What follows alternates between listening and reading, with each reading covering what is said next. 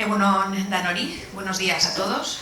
En primer lugar, quiero dar las gracias a la Dirección de Innovación y Gestión Viaria del Departamento de Infraestructuras y Desarrollo Territorial de la Diputación de Vizcaya. Sin su ayuda no sería posible celebrar ninguna de las jornadas técnicas organizadas por ASETRAVI. También agradezco naturalmente la presencia de los ponentes y del moderador, que nos ofrece desinteresadamente sus conocimientos y su tiempo. Y, como no, la amabilidad de todos los que nos acompañáis esta mañana. En este sentido, no debo olvidarme de los medios de comunicación que nos prestan una valiosa ayuda al hacerse eco de nuestras iniciativas y dar resonancia al sector. El pasado 27 de octubre celebramos la jornada dedicada a los nuevos combustibles y lo cierto es que tuvo muy buena acogida. Hoy nos disponemos a iniciar la correspondiente a la conducción eficiente y lasciva de cargas. Se trata, a nuestro juicio, de cuestiones básicas para el transporte por carretera en particular y para la cadena logística en general. La tercera y la última jornada, que tendrá lugar a finales de noviembre, ya os comunicaremos con tiempo la fecha, tratará del controvertido asunto de la normativa de masas y dimensiones. Como reseñamos en el programa, la conducción eficiente aporta múltiples ventajas relativas tanto al tráfico y al ahorro de combustible como a la conservación de las infraestructuras viarias. En este último caso, contribuye positivamente el mantenimiento de las vías de tránsito al reducir los accidentes y, en consecuencia, los daños derivados de ellos. Esta será la cuestión que trataremos en la primera parte de la sesión. Juan Antonio Figueroa, de la Confederación Española de Formación de Transporte y la Logística, CEPTRAL, y Farouk Mourad, jefe de la sección de Seguridad Vial, Departamento de Infraestructuras y Desarrollo Territorial de la Diputación Foral de Vizcaya, nos hablarán sobre la conducción eficiente y su impacto en la seguridad vial y en la protección de las infraestructuras viarias. En la segunda parte de la jornada, Suberoa Elorriaga, abogada marítima y de transporte de Ayón Abogados, y Andoni Cortázar, socio fundador del Instituto para la Seguridad de las Cargas, ISEC, abordarán cuestiones relativas a la estiba de cargas, tanto desde la perspectiva legal como práctica. Dulce Díaz, secretario general adjunto de la Confederación Española de Transportes de Mercancías, CTM, será el moderador. También quiero mostrarle especialmente mi gratitud, ya que participó en la primera jornada y de nuevo está en esta. Y también muchas gracias a todos ellos por su apoyo y participación. Y reitero el agradecimiento a todos los que habéis tenido la deferencia de acompañarnos hoy aquí. Así que, sin más, pues pasamos a la primera parte de la jornada de conducción eficiente. Gracias.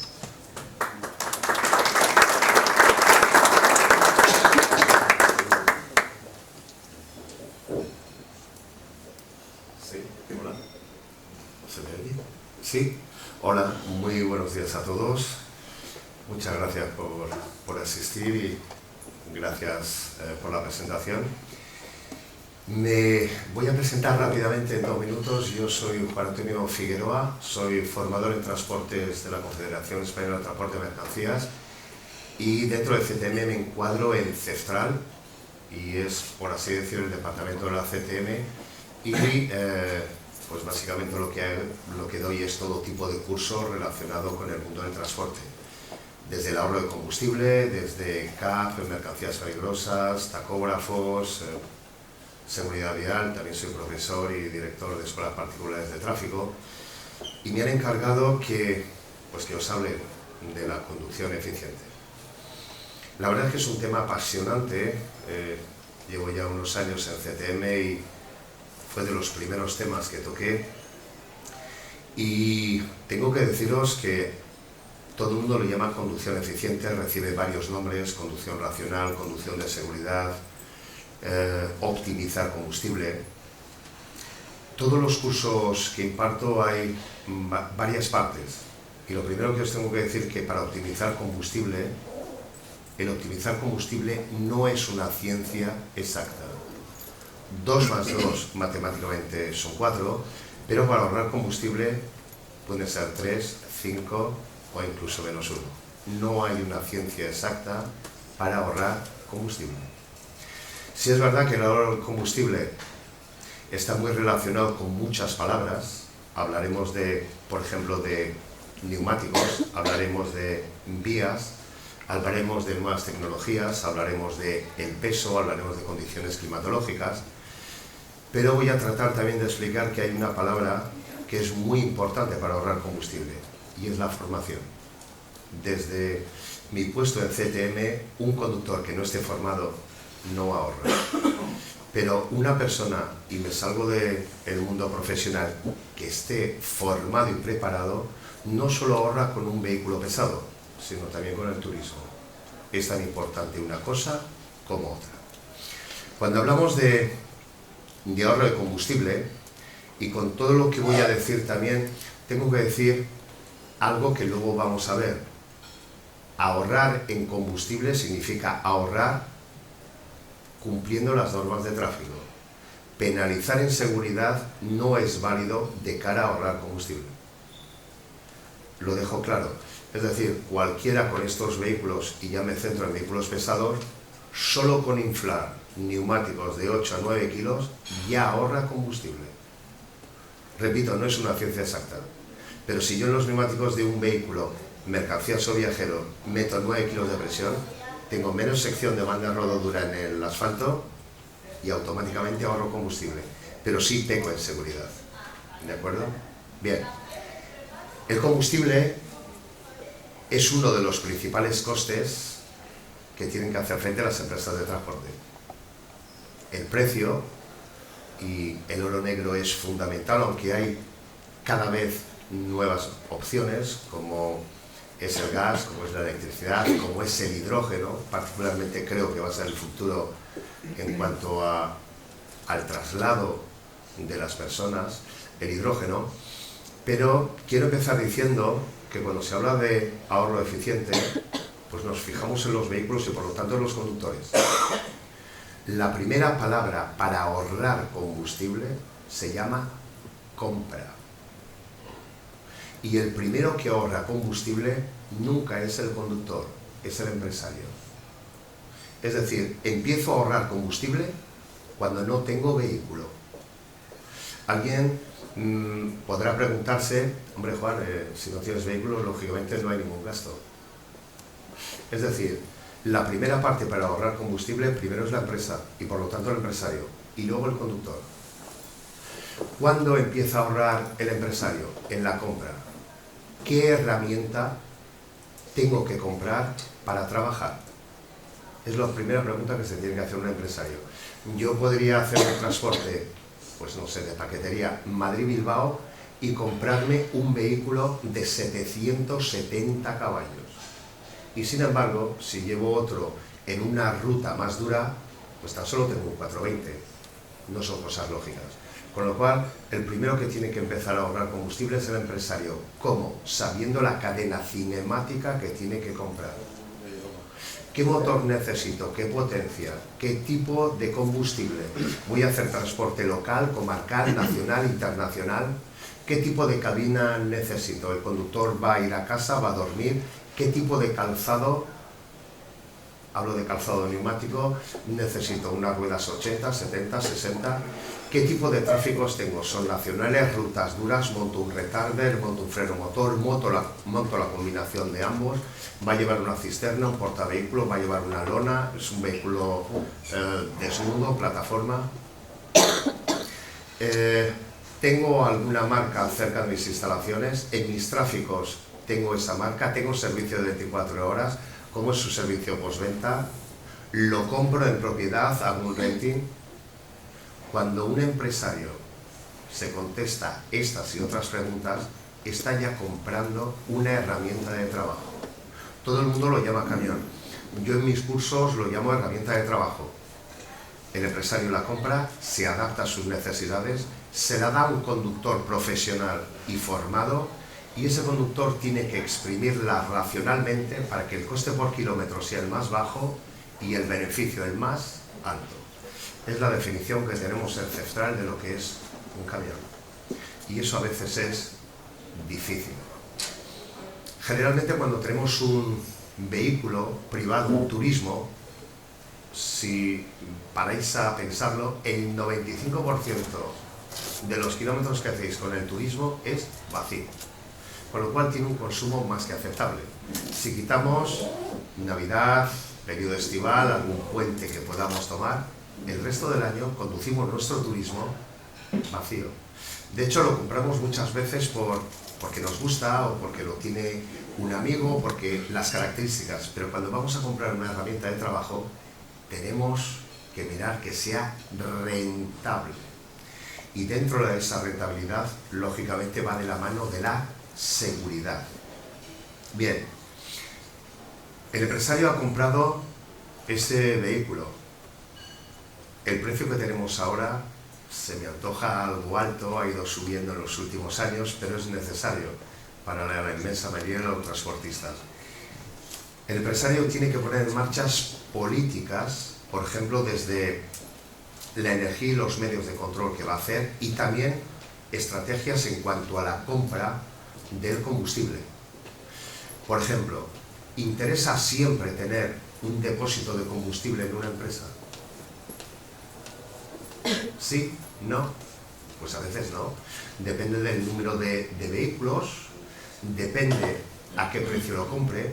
Igual a lo mejor soy una empresa unipersonal, igual a lo mejor me asocio, por ejemplo, en este caso a CTM, y tengo seguramente ventajas con algún acuerdo con alguna petrolera, o entre pequeños autónomos montan un pequeño surtidor, o sí hago números, y sí me interesa tener un depósito, unas instalaciones. ¿A partir de cuándo es interesante tener un depósito y cuántos litros? Pues la empresa tiene que hacer cálculos. Lo que sí está claro es que el mundo del transporte por carretera es el que más consume. Aquí tenéis unos datos del Ministerio de Movilidad, Transporte y Agenda Urbana. Alrededor de un 80% de lo que se gasta en España es en carretera. Hablo de mercancías y hablo de viajeros. Aquí tenéis unos porcentajes de lo que consumen otros medios de transporte. Y dentro de todo este tipo de conductores, la gran estrella es el conductor profesional. Es el que más combustible puede ahorrar, no solo en su trabajo, sino además en su vida privada, con el turismo. Voy a ponerme yo en primer lugar. Yo tengo un vehículo y he sido capaz de hacer con 60 litros 1.425 kilómetros. Con 60 litros de combustible. Si es verdad que con formación muchos años, también tengo que decir que con la misma cantidad de litros, 60, he hecho 1.017. ¿Por qué esa diferencia? Porque no es una ciencia exacta. Desde la presión de los neumáticos, desde el estado de ánimo del conductor, si va cargado, atasco, condiciones climatológicas, ese día no te fijas en la conducción, revisiones, mantenimientos. Es decir, no siempre se consume lo mismo. Podéis hacer Madrid-Bilbao, Bilbao-Madrid, ida y vuelta, y podéis clavar exactamente el mismo consumo, pero en la inmensa mayoría de veces será diferente. ¿Sí? Bien.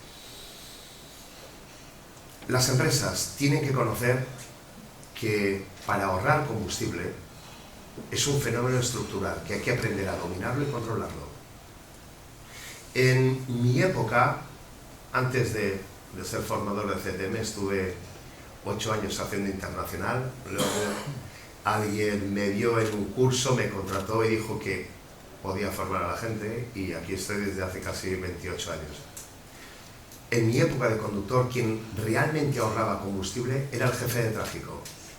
Generalmente un conductor con muchos años en la empresa, con conocimiento de rutas, de vehículos, de mercancías, de clientes, y toda esa sabiduría la pasaban los conductores que entrábamos.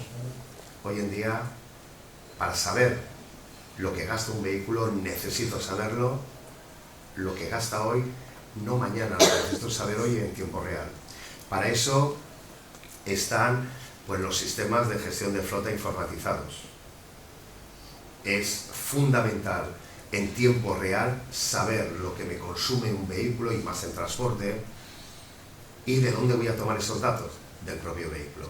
Hoy en día cualquier empresario que compre un vehículo industrial no puede trabajar, cualquier fabricante pues te da su programa para la gestión y además sirve de guía para los conductores.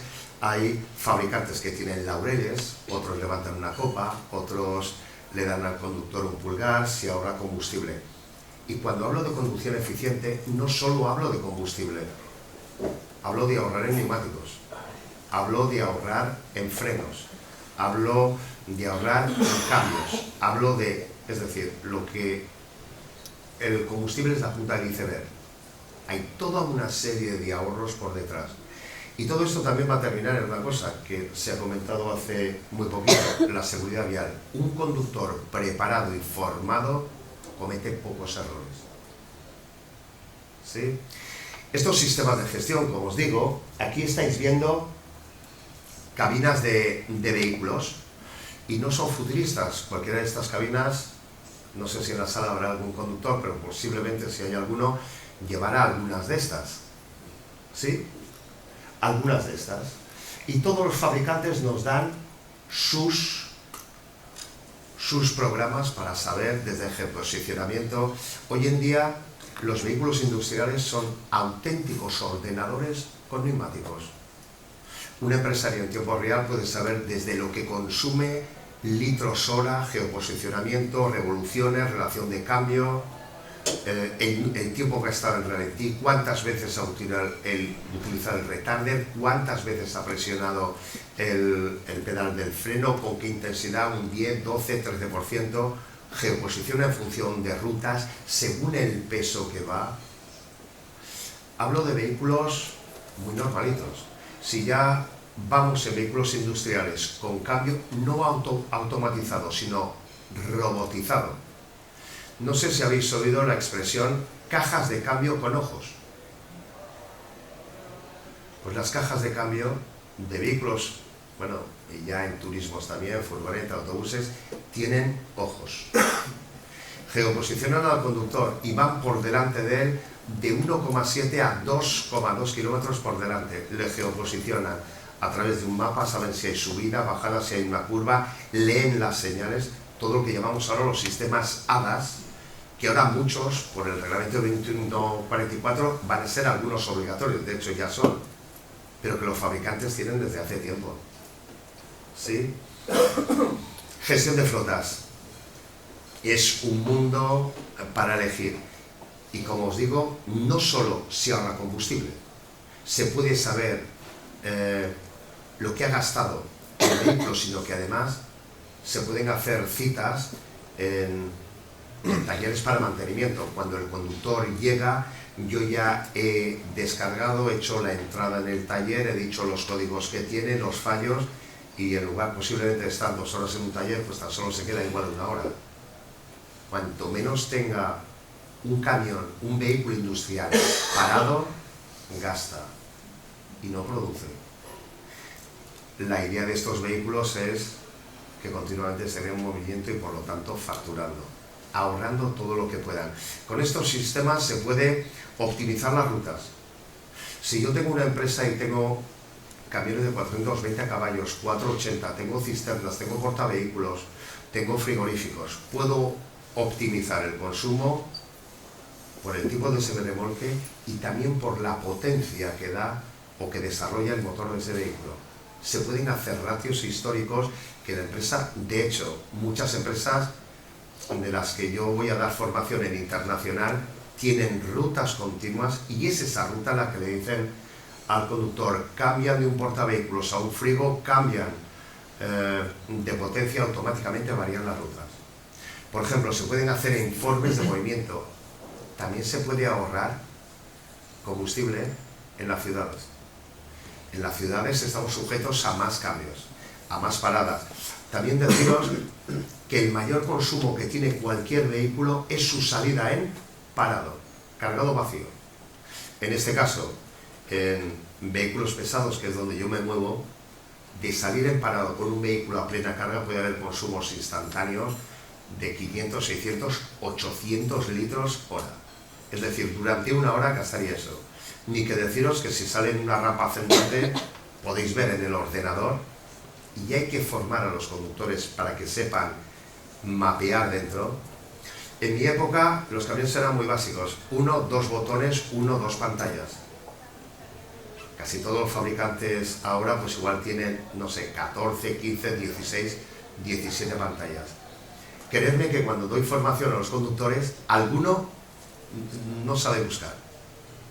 Y hay que practicar para, si lo haces conduciendo, no perder la vista en la carretera. Antes había 2 o 3, ahora muchos. Bien, se pueden hacer ratios en transportes urbanos, donde hay más atascos, donde gasto más, entregar este cliente a primera hora, por la tarde esta zona tiene menos atascos, tiene menos retenciones, es decir, por horarios, y reducir. También quiero deciros que todo lo que os voy a decir son pequeñas dentelladas al consumo.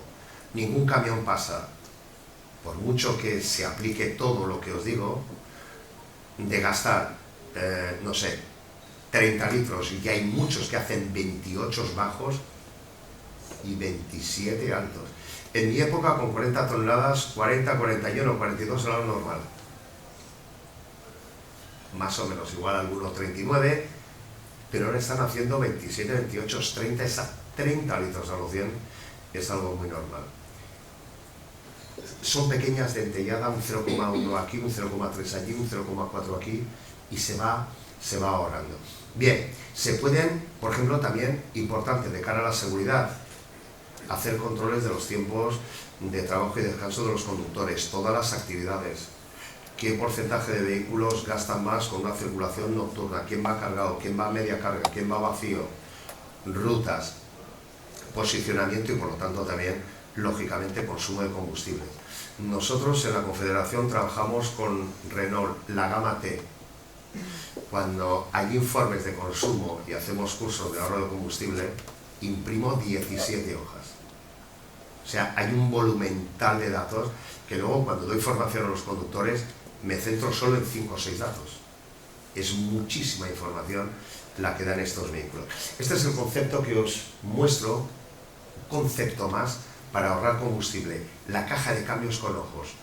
Los ojos son el satélite. Siempre digo una cosa, quien empieza ahorrando es el empresario, como os digo, y luego es el conductor. Sí, pero por muy bueno y buena experiencia, formación que tenga un conductor, no puede ser mejor que los medios que hay hoy en día. Yo he luchado contra los medios, pero siempre me han ganado. Se habla que no se puede certificar si gasta más un vehículo automático que un vehículo con cambio manual. A las vueltas justas, antes se hacía doble embrague, ¿verdad? Pero es que ahora los programas meten gramos de combustible y por mucho que el conductor pise, no hay más gramos, no hay más inyección, no hay más consumo. Ningún conductor es tan preciso como esto. Por ejemplo, esto ya lo sacó Mercedes hace años, lo que es la conducción predictiva. Ahora mismo van todo el mundo lleva esto. Y entonces, aquí por ejemplo, veis que está el conductor y el programa, si va cargado a media carga, si va vacío, si es una plataforma, se puede configurar todo. Si es una plataforma, un tándem triaxial, que va con 2 ejes elevados, el primero y el tercero, si solo va el primero, tiene en cuenta todo, tiene en cuenta la velocidad, tiene en cuenta si es una carretera convencional, tiene en cuenta la señalización. Va a ir en la relación de cambio más larga posible a vueltas sostenidas. Otro concepto que también quiero transmitiros es que el consumo no es la velocidad. Yo puedo ir a 120 con un vehículo y otro 80 gastar más combustible, aun yendo más despacio. El gran secreto del ahorro de combustible son las revoluciones o el esfuerzo al que somete un motor para alcanzar y mantener una velocidad. Me imagino que todos tendréis al menos un turismo, podéis ir a 120, no sé, en sexta, podéis ir a 120 en quinta, a 120 en cuarta y apretando ahí un poquito más el acelerador, seguramente podréis ir a 120 en tercera. ¿A la misma velocidad, mismo consumo? No.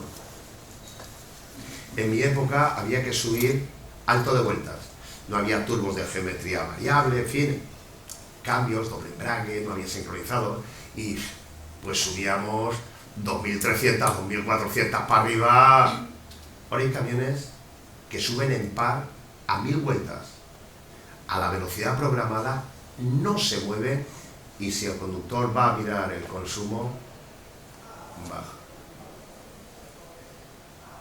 La tecnología han ayudado desde señales también con los sistemas ADA, controles de velocidad, señalización, y luego, combinado con todo eso, hay otra serie dentro del satélite, de los programas que tienen los vehículos. No sé si habéis oído hablar del eco-roll o rueda libre. Con los cambios automatizados, es una auténtica maravilla. Correcto, caballero. Es decir, aprovecha esa inercia si es un cambio automatizado, el conductor. Por eso también hay que formar a conductores. Yo recuerdo que en los primeros cursos que fui a Valtransa, me decían los conductores: Juan, habla con Baltasar porque es que estos Mercedes tienen un problema, se quedan en punto muerto y eso consume. No, va con una relación engranada, pero rueda por inercia, se va a punto muerto, tiene un programa, mientras no se cambie, que a 96, si el conductor no actúa, automáticamente frena él para no pasarse 5 o 6 kilómetros, según el Real Decreto con cinemómetros, por si 90. Pero el conductor lo puede programar a 90. Cuando eso va a pasar de 90, frena 85 y siempre mantiene esa velocidad. Si el conductor tiene que frenar, vuelve a sus revoluciones, pero cae por inercia y en muchos kilómetros al año. Se ahorra mucho. Tengo que deciros, por ejemplo, también que con todos estos kilómetros el Observatorio de Coste del MITMA dice que se puede ahorrar por año de 2 a 6.000 euros por camión al año. Yo creo que es excesivo. Lo voy a dejar en 2.500 por camión año, según cálculos que yo he hecho viendo kilómetros de otras empresas. 2.500 al año por vehículo. Si el empresario luego implica a ese conductor y a final de año tiene una pequeña extra, ese conductor va a morir por ahorrar combustible, sin pecar en seguridad. ¿Sí? Es muy importante. Bien, también se puede programar bajando. Aquí el consumo es 0. No hay consumo. Todo lo que se puede aprovechar, pero también, aquí también hay una conducción eficiente. Si yo tengo sistemas de retención, el mejor freno que lleva un vehículo es el freno de servicio, el de pie, pero es el que más se desgasta. Si a la hora de comprar no solo el combustible, el empresario también se ha preocupado de frenos, de sujetar inercia, yo he ido a empresas donde hay semirremolques con 750, 800.000 kilómetros sin hacer frenos, porque eso también es conducción eficiente. Repito, el combustible es la punta del iceberg, pero hay mucho más detrás para hacerlo eficiente. Y esto se resume lo que he empezado diciendo. El vehículo va a ir a menor consumo. Y además, a la hora de mantenimiento de talleres, es mucho más rápido. Los mecánicos que antes tenían que escuchar, ahora, seguramente en muchos de vuestros turismos meten un tester y se habla con el programa qué código tienes con esto y tal. Igual a lo mejor solo es parametrizar, cambiar un chip, y en carretera pues hay muchas menos averías. Para ese análisis de costes, el empresario también tiene que conocer, que os voy a decir, sobre costes directos y costes indirectos. Hay unos costes fijos que no se pueden mover. Por ejemplo, salarios, impuestos que hay que pagar, gastos financieros, amortización. Pero en el resto de costes, combustible es el primero que he puesto, pero en lubricantes, neumáticos, mantenimiento, reparaciones, dietas, se pueden ahorrar. sí, la empresa puede hacer gestiones diferentes. Si un conductor me hace, por ejemplo, Madrid-Barcelona, si se queda a dormir en Barcelona, pues le tengo que pagar su dieta. Pero si trabajo con otra empresa, por ejemplo en Barcelona, yo subo mis tráficos a Zaragoza, esa empresa que baje de Barcelona a Zaragoza a mí me da el cargamento para Madrid y yo le doy para Zaragoza. El conductor hace los mismos kilómetros, está en casa, mayor conciliación familiar, todos contentos. Y la formación. Esto es uno de los puntos, entre un 12 y 13% asegura el MITMA que se puede ahorrar en combustible. Por eso habla de 2 a 6.000 euros. Yo me quedo en 2.500.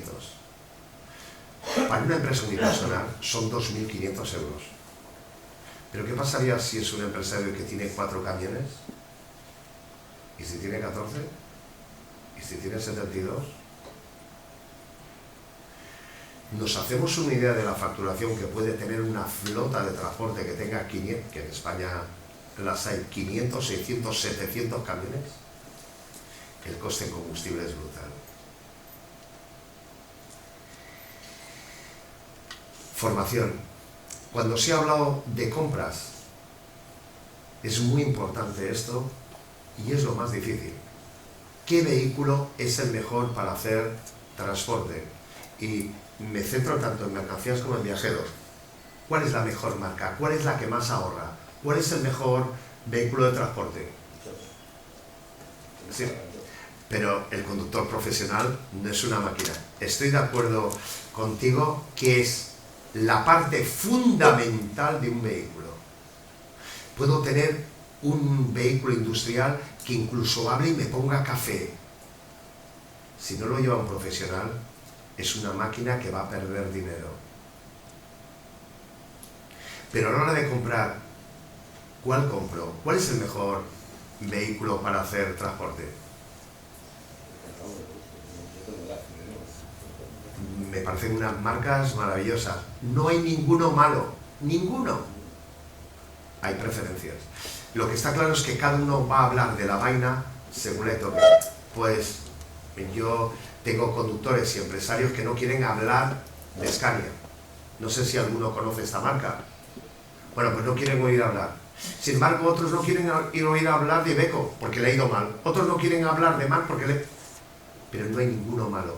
Tengo que comprar, repito, una herramienta que se adapte a mis necesidades, a mis tráficos, incluso a mis clientes, tipo de carga, a mis conductores. Por eso no está mal que de vez en cuando un empresario va a renovar una flota, pregunta a sus conductores: oye, investigadme, en el sector vais a ser los que vais a tener que exprimir racionalmente esta máquina. ¿Qué marca es mejor? Pues mira, los conductores siempre van a... El empresario no va seguramente a comprar todo lo que digan los conductores, porque, en fin, entonces sería mucho dinero. Pero pues mira, este está bien, este tiene X, este es buen confort, este tiene fama en los... Se puede también preguntar, sondear a los profesionales que lo van a llevar. Ni que deciros que siluetas aerodinámicas, neumáticos, qué neumáticos voy a tener, marca es muy importante, 80, 70, 60... Y luego no cabe duda que la electrónica ha sido un paso importante en la equipación. Hay gente que me pregunta: Juan, pues por la noche hay muchos camiones bonitos con muchas luces. Estoy en contra de los árboles de Navidad. Eso genera consumo.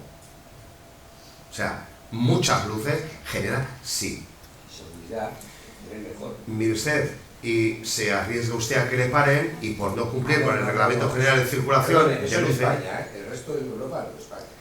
Pero... No, España. Fuera usted vaya a Francia por árbol de Navidad, todo lo que quiera. Aquí sí. Pero es que hay que cumplir. Pagamos hasta por ir a Vitoria por barato. Pero hay que cumplir. Eso es seguridad, cuanto uno es visible, sea el vehículo es seguridad. Sí. Pero aquí no vemos como seguridad. Aquí queremos llevar 2 velitas, nada más. Indudablemente. Mira, es que yo... ni mucho ni poco. Correcto. Un término medio aquí, con más de 3 LEDs delante del camión, ya tienes una sanción. 3 LEDs, que no es nada, es una sanción. Bien. Yo... Supongo que habrá un término medio porque yo lo de los árboles Correcto, de Navidad yo no también me estoy de acuerdo con él. Eso. Pero hombre, hay un término, aquí no hay término medio, aquí. 3 luces delante es una sanción. Bien. Yo sí... te puedo decir que hace muchos años, cuando subía a Noruega y Finlandia, en algún túnel entraba, alguno ponía una ristra antiniebla arriba abajo y yo prácticamente no veía. Si no hay una regulación para poner las luces, cada uno pondrá las luces que quiera. Yo estoy de acuerdo contigo, pero mire usted, el Reglamento General de Vehículos dice el número de luces que hay que poner hacia adelante y de qué color, en los lados y atrás. Si no, esto es pues una carrera de coches. Unos ponen LEDs por debajo, otros por arriba, otros proyectarán, otros pondrán pues luces. Las luces Sí. que has dicho tú, has dicho arriba, fuertes, eso no se puede, pero llevar, que legalmente lleves 4 LEDs, que se ve mejor en el vehículo de noche. Que es más, antiguamente llevamos el cuadrito, el triángulo cuando era un vehículo articulado y el amarillo cuando era un vehículo pesado. Ahora no llevamos nada, no estamos simplemente un autobús, un coche con luz en el techo, no sabemos, porque sabemos lo que viene. Bien. Entonces, el hecho de que un vehículo vaya con alguna luz más demuestre que es un vehículo pesado, que es grande, que está, es importante, pero aquí no se puede. Mi consejo en Pero este caso es muy importante. sí. Eso es seguridad vial. De hecho, la seguridad en cuanto a luces es ver y ser visto. Pero a la hora de comprar, si en lugar de tener estas dos luces, yo le puedo pedir al fabricante que me ponga en medio de la visera 3 LED, sí, me lo va a cobrar. Y eso sí está homologado, el guardia no denuncia. Lo que el guardia, claro, lo que usted no puede poner lo que quiera, y eso tiene que estar homologado. Pero si usted se lo pide al fabricante, no hay problema. Por ejemplo, yo he tenido compañeros con Scania, y Scania llevaba 2 luces empotradas en el paraguas. No conozco ningún guardia que hubiera multado. ¿Por qué? Porque esto está homologado por un fabricante. Y ese fabricante lo homologa para todos los países. Pero si no cumplimos con los textos legales, cada uno montará las luces y el número que quiera. Y eso tampoco puede ser. Bien, equipaciones. Hay que mirar si a mi conductor le pongo un frigo, si le pongo una cafetera, si le pongo un microondas, si va a hacer local, incluso si va a hacer nacional, no lo sé, en internacional lo tendría claro. Todo, en fin, equiparlo. Luego están las normas anticontaminación, las famosas normas Euro. Ahora estamos en norma Euro 6 E, 2027 vendrá la nueva norma Euro 7. Eso también ha ayudado a ahorrar y no contaminar. La carga es muy importante. Está claro que estos vehículos vacíos, a media carga, carga completa y vacío no gastan lo mismo. De hecho, la velocidad, la relación de cambio, la frenada, no es igual en cualquiera. Mantenimiento es fundamental. Siempre digo que es fundamental por parte de la marca y es igual o más de fundamental por parte del conductor. El conductor puede detectar comienzos o pequeñas averías, notificarlas a su responsable jerárquico y seguramente en lugar de cambiar toda una pieza, con el mismo pueda ser menos. Cuando yo doy formación a los conductores y damos cursos de conducción, el conductor me tiene que hacer la revisión del vehículo que va a coger 5 minutos antes de... Son 5 minutos, no son más. Bien, adaptación al uso del vehículo. Muchas veces se le dice a un conductor, toma las llaves, conduce. Para que alguien sea bueno y exprima esa herramienta, lo primero es que le tengo que dar formación. Y cada vez hay más empresarios que cuando ese conductor va al taller a que le den un vehículo nuevo, por ejemplo en Renault, en Macasa, el jefe de taller da a los conductores 2 horas sobre el funcionamiento del tacógrafo, de la versión que lleva, cómo se quita este sistema, cómo se pone, cuáles son las posibles averías en caso de... Es decir, para que el conductor no le va a decir cómo hacer un stop, es lo mismo con un MAN, con un Iveco, con un Mercedes, pero la formación que tenga en todos estos equipos es fundamental. Y luego condiciones de ruta y perfil recorrido. Aquí tiene mucho que decir la empresa para ahorrar. Siempre ahorra más una autopista, una autovía, que una carretera convencional. Hay puerto, no.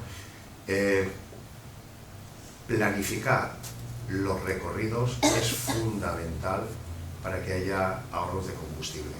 Bien, comportamiento del conductor, que sea siempre hecho de este oficio mi profesión.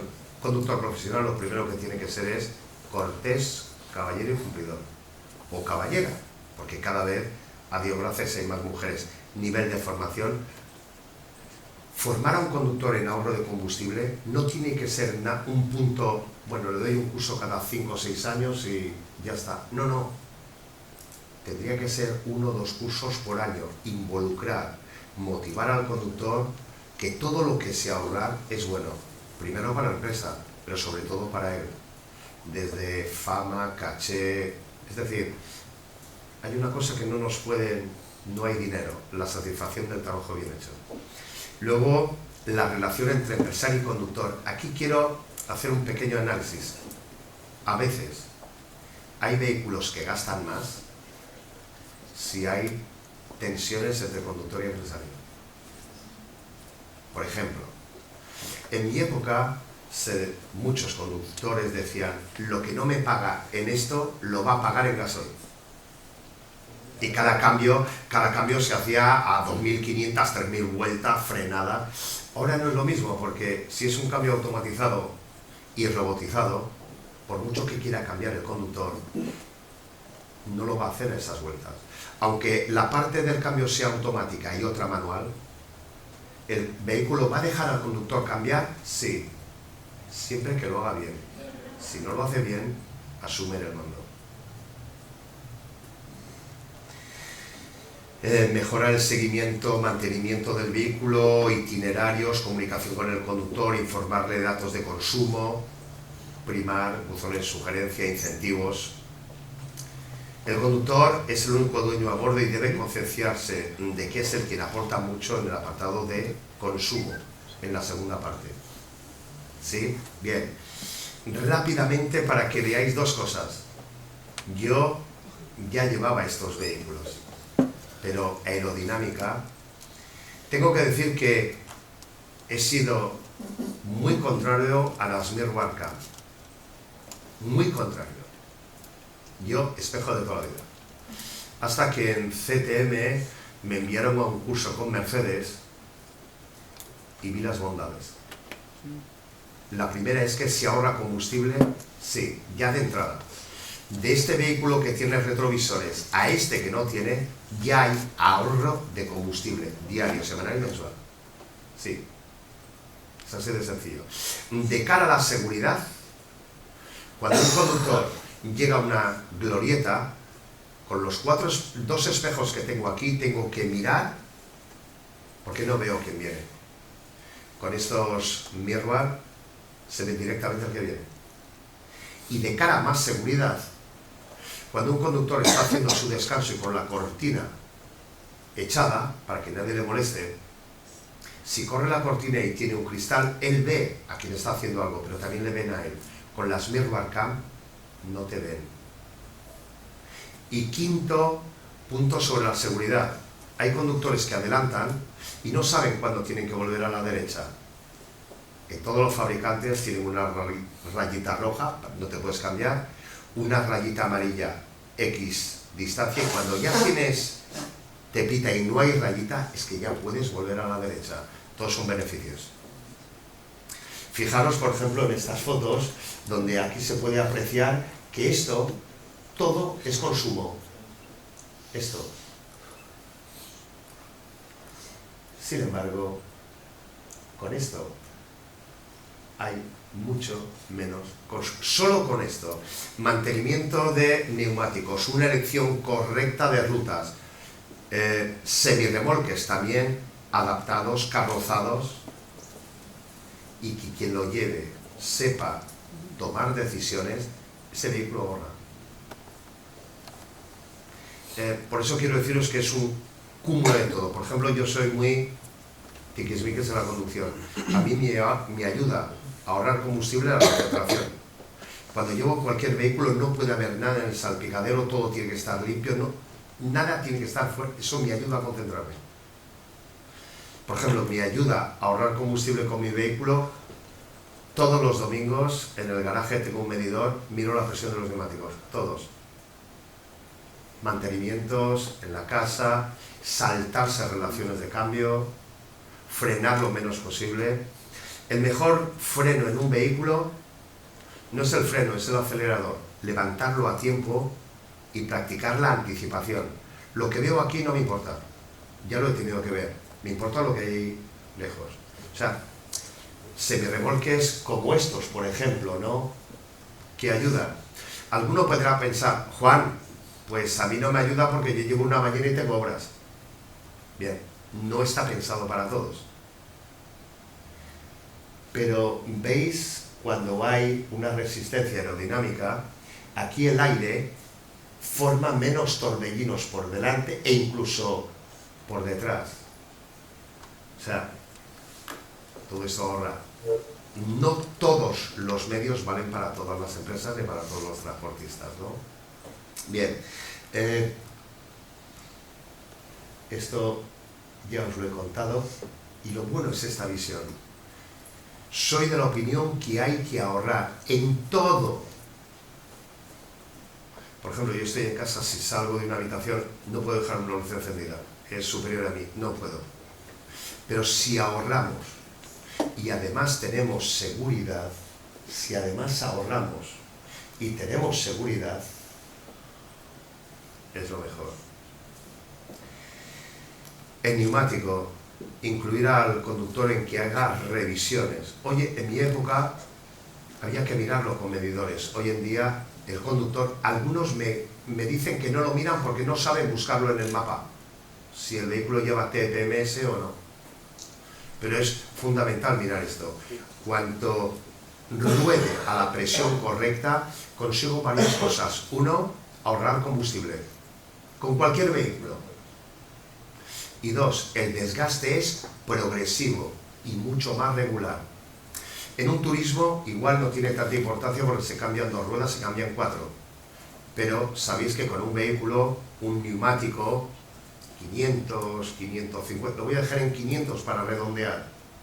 Si es un tráiler que lleva 6 neumáticos, ese conductor va con 6.000 euros, cargado vacío, va con 6.000 euros en el asfalto. Si consigo hacerle un plus de kilómetro, primero, tenemos la suerte que en CTM los formadores nos forma Michelin. Para Michelin, un neumático, y para los demás fabricantes, tiene 4 vidas.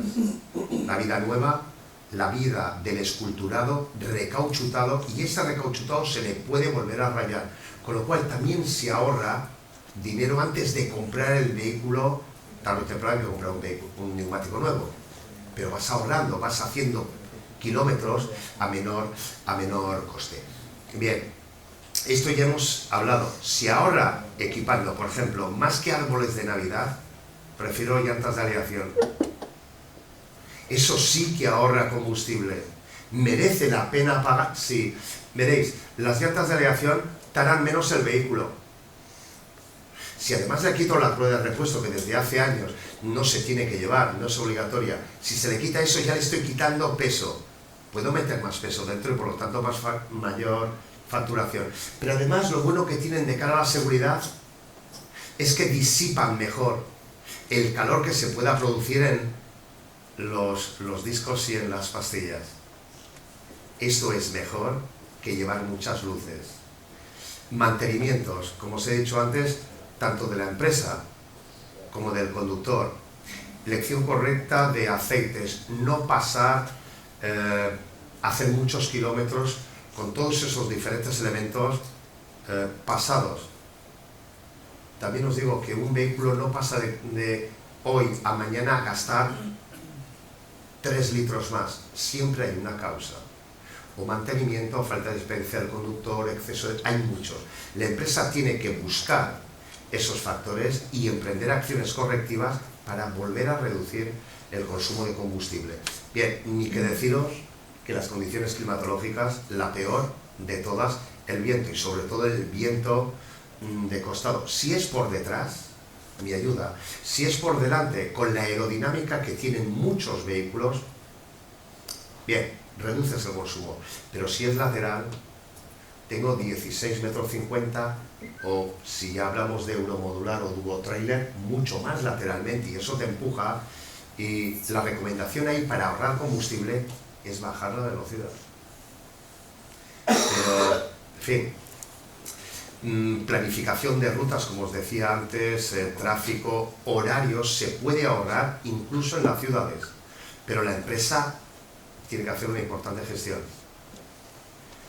Me imagino que muchos de los que estáis aquí sois de Bilbao. Estoy seguro que hay zonas de Bilbao a una hora que tienen más conflicto hablando de tráfico que otras. Algunas horas igual en alguna zona no se puede entrar, o pues tienes que esperar y hacer cola como todos. Bien, si el conductor no conoce y no se informa y no conoce todas estas particularidades, no va a poder exprimir racionalmente esa máquina. Desde mi punto de vista, lo primero que hay que enseñarle a un conductor es dónde da el vehículo par, potencia y consumo. Par, potencia y consumo. Hasta dónde tiene que acelerar para obtener la potencia.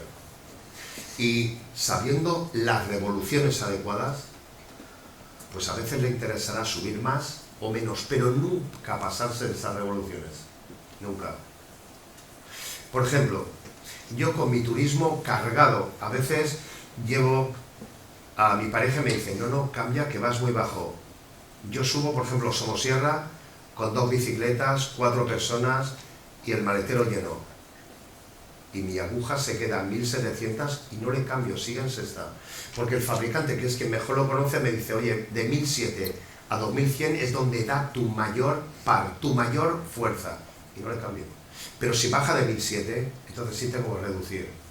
Con los camiones pasa exactamente, con cualquier motor pasa lo mismo. Hay que conocer dónde da la zona de máxima fuerza par y a qué revoluciones me entrega la máxima potencia. Por encima de esas revoluciones no se acelera nunca, salvo que utilice los frenos auxiliares salto de vueltas, pero ahí será bajando y por lo tanto no acelero, con lo cual el consumo es cero. Es fundamental conocer estos 2 o 3 datos.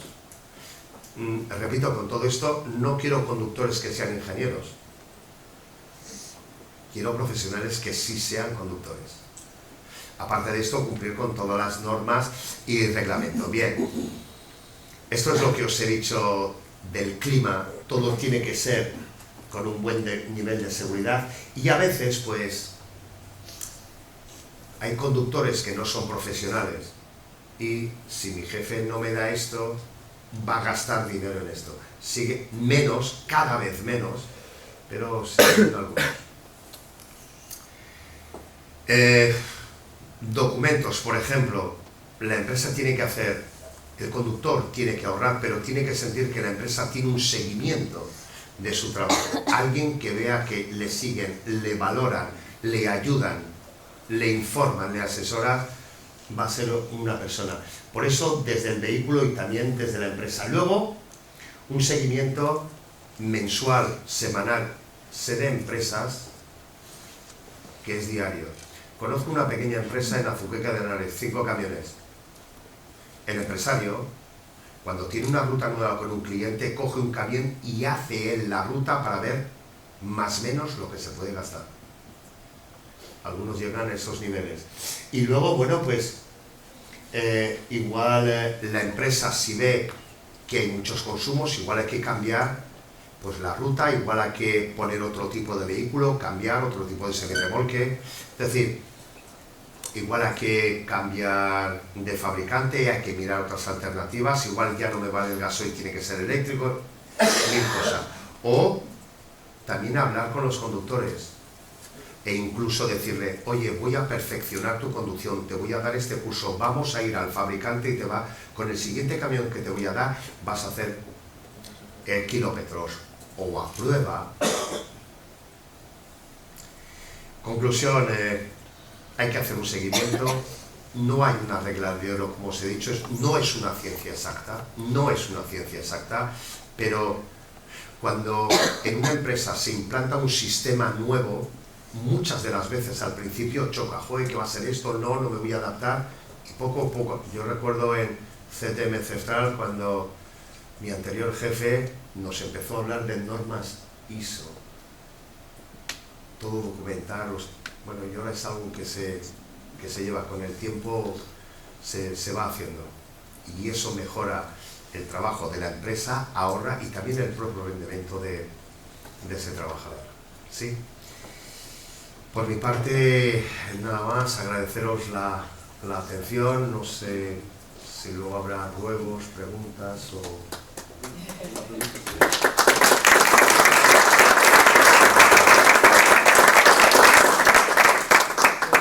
Muchas gracias, Juan. Yo creo que ha sido muy interesante y yo sí que abriría un pequeño turno de preguntas y aprovechar si alguien tiene alguna duda, que tenemos aquí pues, a un verdadero experto, como habréis podido comprobar, en todo lo que tiene que ver con el tema de la conducción y del consumo.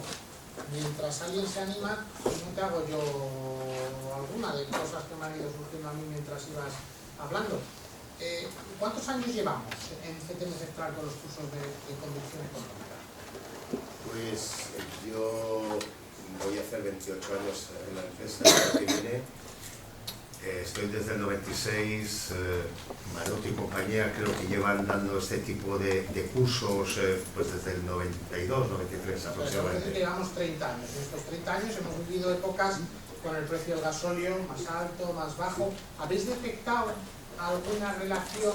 Es decir, ¿os reclaman más estos cursos de conducción económica cuando el precio del gasóleo está arriba y os lo reclaman menos cuando está abajo? ¿O no hay ninguna relación en ese sentido?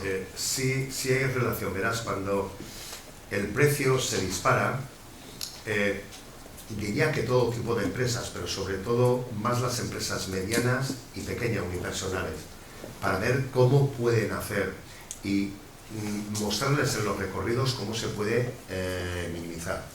Últimamente, lo que también nos piden mucho es hacer cursos para saber de los sistemas ADAS, que también ayudan a ahorrar combustible y también en seguridad. Pero yo personalmente creo que sí tiene relación. Cuando el precio del oro negro sube, al final el empresario es que lo tiene que pagar, y si puedo ahorrar de aquí un poquito, de aquí un poquito, de aquí un poquito, todo ahorro, por pequeño que sea, siempre es positivo. Pero ahí, un poco en línea de lo que tú decías, lo que yo entiendo es que es mucho mejor que haya una formación continua con reciclaje, que seguramente el coste que tiene lo vamos a sufragar de sobra, a irnos más al momento un poco oportunista de uy, que me sube mucho el combustible, ¿no? Vuestra recomendación sería que incluyamos esto, las empresas de transporte, como bueno, pues un procedimiento más estable, con reciclaje. Que no sea algo puntual, es decir, que el conductor no tenga la sensación, vaya, un sábado mi jefe me trae aquí en lugar de estar en casa. Si es posible, que sea en su horario de trabajo, incluso si es posible también con su herramienta, pero que no sea algo puntual, que el conductor vea que la empresa le involucra y que él es una pieza muy importante. Y sería muy importante entonces que el conductor recibiera pues, alguna compensación, no de ese ahorro que consiguiera a final de año, también puede ser una forma de motivarle, ¿no te parece? Motivarle no solo es económicamente. Yo hay conductores que me dicen, pues, mira Juan, yo hago internacional y es un domingo y tengo que salir. Y me llama mi jefe por teléfono, ¿qué tal? ¿Cómo vas? ¿Cómo estás? Oye, esto todo, simplemente se ha interesado por él. O facilitarle a lo mejor un ascenso, o proponerle para un vehículo nuevo. No solo el dinero es importante, lógicamente, pero no es la única motivación que se le puede dar a un trabajador eficiente. Bueno, ¿alguien del público se anima? Nadie, pues yo te hago la última, porque me llama mucho la atención todo lo que has contado de digitalización. Sí. Pero claro, a mí me da la sensación con el nivel, la dimensión media de empresa que tenemos en España, que muchos de esos datos que ya son capaces de darnos los camiones se pierden. Es decir, tú tienes también esa sensación, la gente está empezando a utilizar, es decir, una cosa es digitalización y otra es datalización, ¿no? Sí. Vale, el camión nos genera los datos, pero luego los datos los estudiamos, los analizamos. ¿Qué sensación? Has contado algún ejemplo, pero ¿tú crees que esto es una práctica que ya está instaurada o tenemos mucho recorrido todavía por hacer ahí? Hay mucho por hacer aún. Sí es verdad que las empresas, digamos, unipersonales de un camión, 3, 4, 5, 6, 7, el empresario sigue llevándolo de forma tradicional, aunque cada vez mira, observa, analiza datos. Las empresas grandes tienen departamentos con gente que está estudiando constantemente los datos, las empresas grandes. Puede haber alguna empresa unipersonal, pero mi sensación con todos estos años y con todo lo que empieza es que aún hay mucha manera de gestionar el transporte de forma tradicional, cada vez menos, pero las grandes están todas viendo esos. La empresa tiene que ser rentable y por lo tanto el camión también, fundamental. Pues oye, muchísimas gracias. Si nadie más hace ninguna pregunta, avanzamos en esta mesa y le damos la palabra a Faruk Maurak. Así que cuando quieras.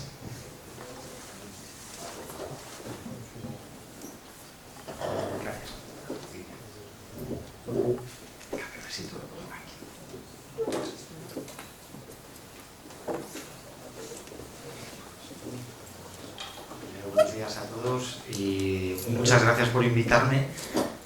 A la Diputación me siento bastante profano dentro de los que estáis aquí, porque nosotros somos los que estamos alrededor vuestro, somos la carretera, somos las infraestructuras y las superestructuras, ¿no? Y bueno, me ha parecido extraordinariamente interesante la charla que has dado, Juan Antonio, porque nos ha subido al camión y cantidad de las cosas que dices, voy viendo hilos, incluso la parte de digitalización y datos que habéis tocado al final, que tenemos procesos paralelos dentro del mundo de la carretera, ¿no? Entonces, bueno, lo dicho, agradeceros en nombre de la Diputación pues el habernos invitado. Esta charla la podría haber dado pues muchos otros compañeros dentro del departamento pues que se dedican a la innovación, a la conservación, de la propia Intervía. Y bueno, en este caso, como el foco se quería hacer sobre un poco seguridad vial, pues me toca a mí. Entonces, humildemente pues voy a intentar daros la óptica nuestra, intentar relacionarlo con conducción eficiente, que por otro lado pues es a mí me ha venido muy bien como ejercicio, un poco de reflexión, el hecho. Ay, tengo el ratón aquí. Sí.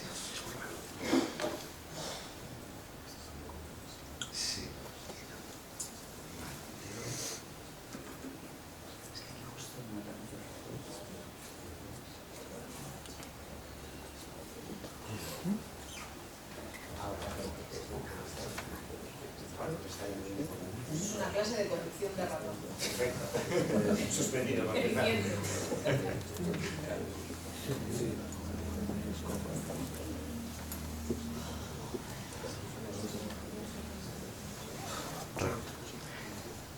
Perdona, pues lo que os decía, vamos, voy un poquito al grano también para ahorrar tiempo. Aquí era un pequeño guión de cómo la voy a organizar. Pero el primero que hice pues es, bueno, uno tiene un concepto, lo que uno tiene en la cabeza de lo que cree que es la conducción eficiente, pero bueno, igual lo que yo tengo en la cabeza pues es lo mismo que tiene Juan Antonio, lo que tenéis vosotros ahí, ¿no? Pero sí que, pues buscando un poquitín, veo bastantes notas comunes, ¿no? Y evidentemente pues la primera y más obvia es el consumo de combustible, reducción de emisiones. O sea, he querido poner aquí una serie de conceptos pues que creo que sobrevuelan la idea de conducción eficiente, y lo que intentaré es desde la perspectiva de la carretera ver cuándo conecta de alguna manera, ¿no? Es decir, lo que tenéis vosotros a bordo con lo que tenemos nosotros del otro lado, ¿no? Y esa interacción. Entonces, pues como decíamos, combustible, emisiones, cargas y pesos, mantenimiento, seguridad vial, que es mi negociado, desde la infraestructura, porque no voy a decir, pero bueno, aquí hubiera sido también súper interesante pues si hubieran estado compañeros de la Ertzaintza, de tráfico del gobierno vasco, porque tienen un conocimiento experto pues del nivel vuestro, ¿no? Y a nosotros mismos a veces nos dan pistas en cuestiones que ni te puedes imaginar, a no ser que haya un profesional detrás que conoce muy bien esa materia, ¿no? Protección de infraestructuras viarias, formación y concienciación, pues bueno, aquí tenemos digamos, la ejemplificación de esto, y conciencia de la carretera desde el punto de vista de los conductores. Bien, no os quiero aburrir tampoco, simplemente unos datos muy generales de cómo es Vizcaya, ¿no? Entonces, Vizcaya es un pequeño territorio con una orografía pues muy montañosa, tenemos una topografía muy complicada en una pequeña superficie, muy poblada, y donde además la población se concentra pues en esa mancha gris, que es el área metropolitana de Bilbao. Fijaros la diferencia de densidades en el resto del territorio, estamos hablando pues de casi 130 habitantes por kilómetro cuadrado, contra casi 3.500 en este área. Un área alrededor de la cual además pues se asientan las principales infraestructuras económicas, logísticas y por supuesto dotacionales para la población. Paso a la siguiente. Unas cifras de movilidad. En este caso nosotros, desde el punto de vista de las carreteras, medimos la movilidad en millones de vehículos por kilómetro al año. Es una cifra un poco, es un concepto un poco abstracto, simplemente quedaros con la idea que lo que mide es cuántos kilómetros hacéis vosotros sobre las redes y cuántas veces, y eso se acumula. De manera que, por ejemplo, si os fijáis, aquí lo hemos repartido por territorios, prácticamente 2/3 de la movilidad que se genera en un año en el territorio de Vizcaya se concentra en el área metropolitana alrededor de Bilbao, esa mancha gris que habéis visto antes. Seguida, pues después, por territorios ya más Murialdea, la parte de Arratia-Nervión, etcétera, pero bueno, hay una descompensación clara alrededor del área metropolitana y sus actividades. ¿Qué se nos junta además? Pues bueno, que no somos un territorio aislado y digamos endogámico en el sentido de que las actividades pues empiezan y terminan allí o cerca del ámbito local. Efectivamente tenemos una red de carreteras, en este caso hay trayectos que pasan por el País Vasco y que se encuadran dentro de la red transeuropea de carreteras. Son estas redes de carácter superior que se supone que tienen un interés estratégico a nivel de la Unión Europea para la comunicación de personas y mercancías, ¿no? Y entonces, pues, por ejemplo, aquí tenéis representado lo que serían los ejes principales del que a nosotros nos afecta, que empezaría pues, en Alemania, pasando por París, conectando con el puerto de Havre, pasa a través de Burdeos, País Vasco y ya se encamina hacia el resto de la península. En el entorno de Bilbao, digamos, las principales vías que tenemos encuadradas en esta red transeuropea de carreteras son pues, el eje de la A8, el eje del Txorierri y los accesos a puerto y aeropuerto, como importancia estratégica dentro de esta red. Perdón, antes de entrar en esta, me salto una diapositiva, simplemente quería señalar un poquitín, ya en el área metropolitana de Bilbao, pues bueno, tenemos el Bilbao ciudad, digamos como centro poblacional, aquí está el aeropuerto y aquí está el puerto. Y lo que sí quería ya llamarnos un poquitín la atención es un poco en la forma de los ejes principales, ¿no? Tenemos una especie de H, hasta que se inauguró la variante submetropolitana, pues era una H clara, y fijaros en lo que ya todos habréis sufrido más de una vez en este punto de aquí, el puente de Rontegui.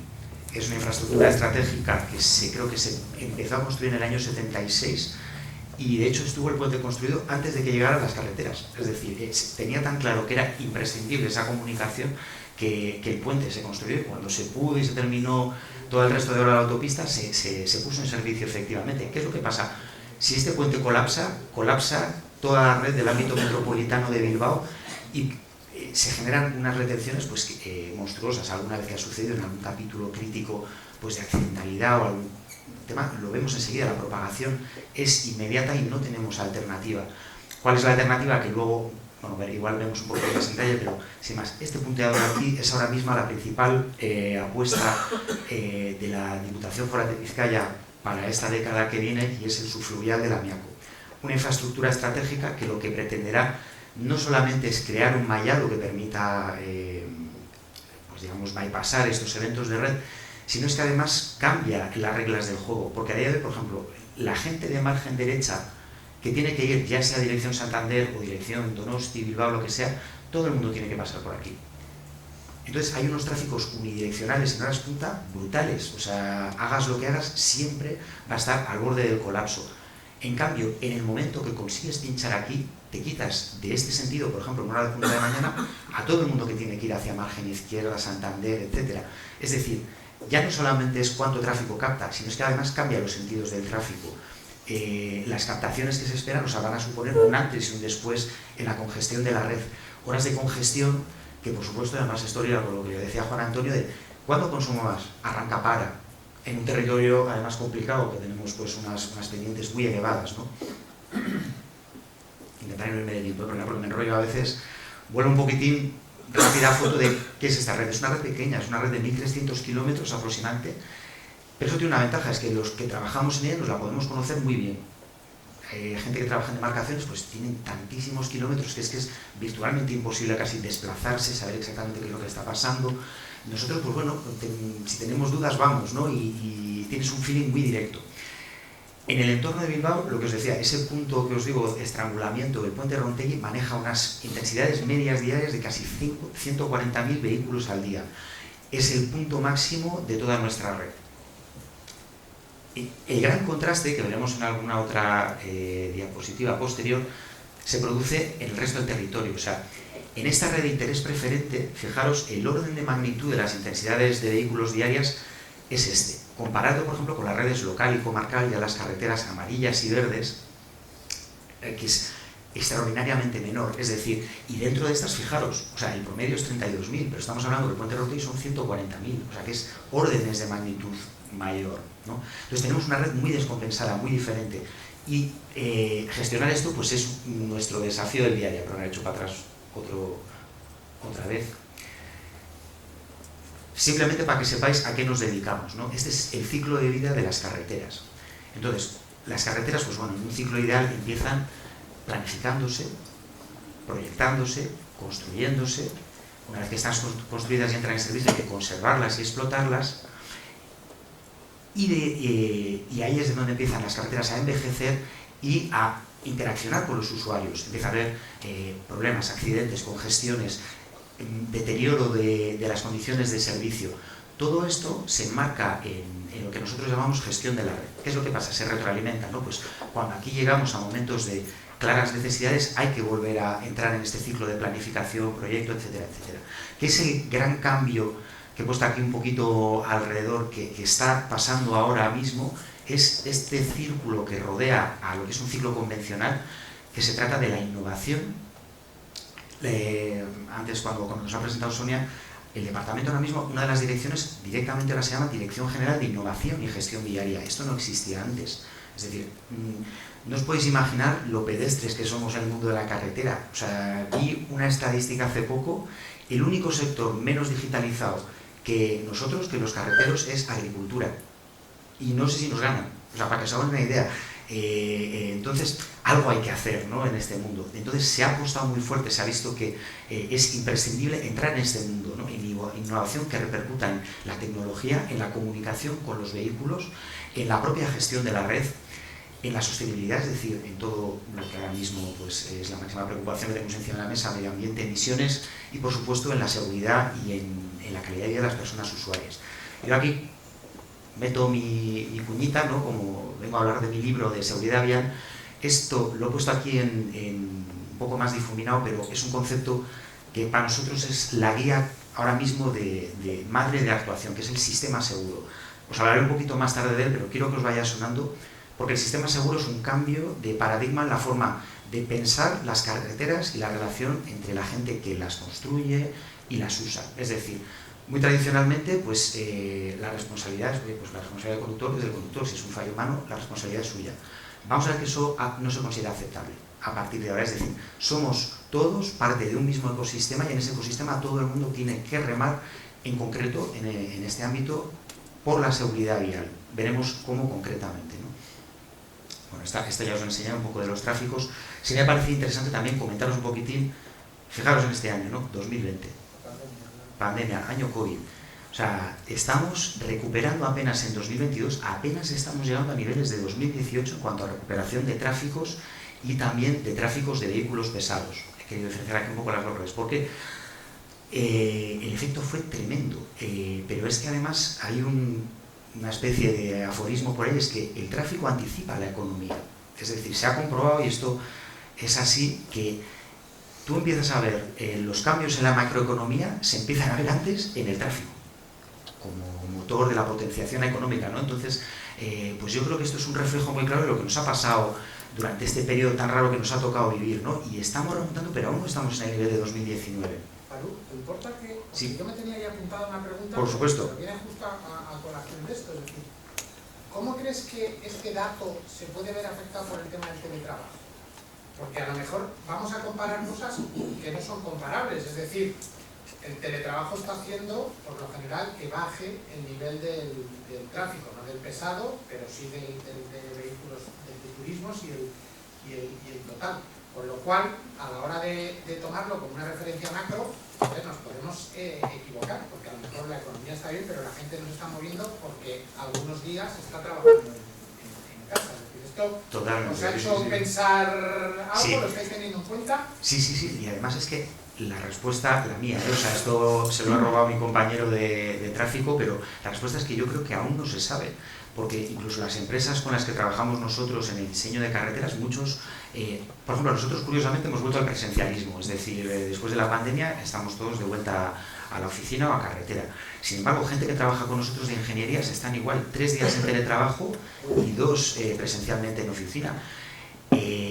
Eso tiene, no podemos todavía calibrar el efecto, pero va a ser crítico tenerlo en cuenta. Por ejemplo, un ejemplo muy concreto además de aquí, Parque Tecnológico, en margen derecha, en Zamudio. Ahora también estamos pues, desarrollando el Parque Tecnológico en la margen izquierda.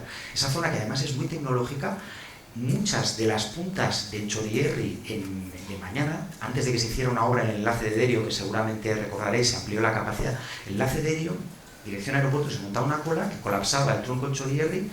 Y aquello tenía que ver con los tráficos de acceso al aeropuerto, pero también, en gran medida, había todo el mundo intentando entrar, después de dejar a los críos en el en el colegio y tal, en sus empleos en Parque Tecnológico. Ese sector tan tecnológico, precisamente, pienso que va a ser uno de los más claramente representados, está en la opción de teletrabajo, con lo cual me estoy sacando conductores de la carretera, eso me está mejorando la movilidad. Entonces, si me baja movilidad por teletrabajo, pero mis cifras están aumentando, igual es que estamos minusvalorando ¿cómo decirlo?, el acelerón económico.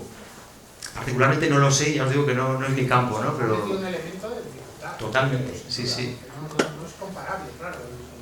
Pero súper interesante, nosotros mismos, hasta el día de los ingenieros a casa, yo ni sabía utilizar la aplicación que ahora me reúno con ella y todo esto y tal, y a nivel de eficiencia propia para mí es un antes y un después, ¿no? No, al contrario. En esta transparencia lo que quería es representar gráficamente un poquitín simplemente los tráficos totales de vehículos pesados. Básicamente, cuanto más grueso, más camiones tenemos en estos ejes, ¿no? Entonces, fijaros, también pues un código de colores, ¿no? Pero el eje de Chorierri, ciertos tramos de la 8, cogen, o sea, van recogiendo todos estos afluentes que le provienen pues, del eje Francia, de los ejes de comunicación con la meseta, de la AP68, ¿no? Y fijaros aquí cómo vamos engordando, Y fijaros este morado de aquí, ¿no? Este morado de aquí es el puente Rontegui, como sabéis, el punto más colmatado de toda nuestra red. La variante submetropolitana aquí tiene una captación, consigue, si no, digamos que este tramo grueso lo hubierais visto aquí también en la circunvalación de Bilbao, y luego tenemos aquí todo el acceso a la zona portuaria. El problema del puente de Rontegui también es un problema muy claro, es que el que viene desde Francia, incluso de Ala, ¿vale? Viene por el Chorierri, que ahora vamos a tener que pagar también, porque hay que pagar la Supersur. Si el Supersur hubiera sido gratis desde el minuto cero, posiblemente Rontegui estaría menos colapsado. Ahora ya vamos a tener que pagar por todos los sitios, lo sabemos. Pero el minuto cero que se hizo la Supersur, si hubiera sido gratis, hubiéramos dado muchísimo arriba. La gente dice, no, yo no quiero pagar. Además, lo que comentaba en su charla, tiene toda la razón. Si tú tienes que optimizar tu flota, en mi cálculo de costes tendré pues, mis costes de combustible, mis costes de peaje y tal, y elegiría la que sea óptima si realmente es posible, ¿no? Luego os comentaré un poquitín en financiación de la planificación de infraestructuras, un poco lo que yo creo que hay detrás también un poquitín, ¿no? Este dato es de 2002, con lo cual quiere decir que el año que viene nos podemos volver a reunir para el dato 2003 que ya tenemos a distancia de... 23, sí. Mira, os comento esta diapositiva, todo esto por cierto lo tenéis está en la web de Diputación Foral de Vizcaya, es el libro de aforos, se publica anualmente y se dan unas macrocifras y unos estudios de detalle interesantes sobre el tráfico, ¿no? Entonces aquí lo que se representa, esto es un concepto que se llama la hora 30. La hora 30 es esa hora que solamente hay más congestión, vamos a decir, 30 horas al año. Para entendernos, yo creo que viene a coincidir, o sea, una hora 30, un ejemplo de hora 30 puede ser la operación salida de Semana Santa, por que os hagáis una idea, ¿no? Entonces, aquí lo que me ha faltado es poneros cómo era esta foto en los anteriores libros de aforos, ¿no? Porque básicamente veis, bueno, verde es que la circulación es fluida, muy denso es este naranja que tenemos aquí, denso es el amarillo, pero bueno, esta situación, digamos, ¿por qué ha mejorado? Aparte de, por supuesto, las demandas de tráfico, que eso fluctúa con la economía, con la actividad, etcétera, también, de alguna manera, por los esfuerzos en oferta de infraestructuras. Es decir, nosotros tenemos que dar una red que a la gente le permita circular de una forma segura, rentable, desempeñar su actividad y no perder horas de vida y con todas las consecuencias que eso tiene, ¿no? Pues aquí parados en una red de una forma totalmente improductiva, ¿no? Entonces, lo que veríamos, si pudiéramos echar para atrás en el tiempo, es cómo esta foto, digamos, ha ido enverdeciendo, ¿no? Y pretendemos que continúe haciéndolo. Sin más, me ha quedado un poco caótico, pero bueno, por centrarme un poquitín en el área de mayor interés, nos ponemos la foto encima del puerto, ¿no? Yo aquí he extraído la división que se hace a nivel del libro de aforos de las áreas que componen la actividad portuaria. Entonces, por un lado está la zona de muelles de la ría, que a día de hoy pues, mueve cantidades mucho más pequeñas que el resto, ¿no? Y a partir de ahí nos vamos saliendo hacia la zona de Abra interior, Abra exterior y puerto exterior, ¿no? Cada una de las cuales pues, tiene distribuidas una serie de empresas de mayor y menor tamaño y de actividades logísticas muy, muy importantes, ¿no?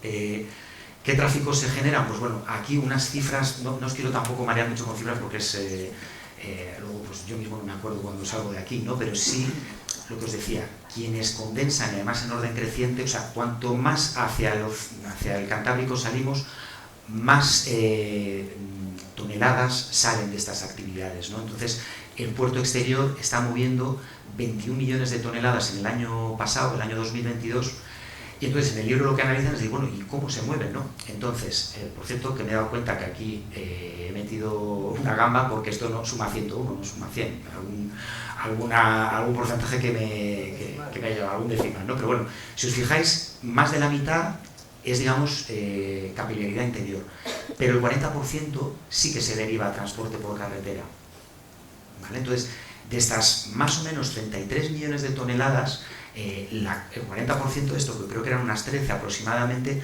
van a utilizar la red viaria para salir. Ya empezamos a ligarlo con toneladas, ¿no? Millones de toneladas, con peso, porque ahora vamos a ver cómo es esa carretera, cómo son las pendientes de esa carretera por la que tenemos que salir, qué nivel de servicio ofrece, ¿no?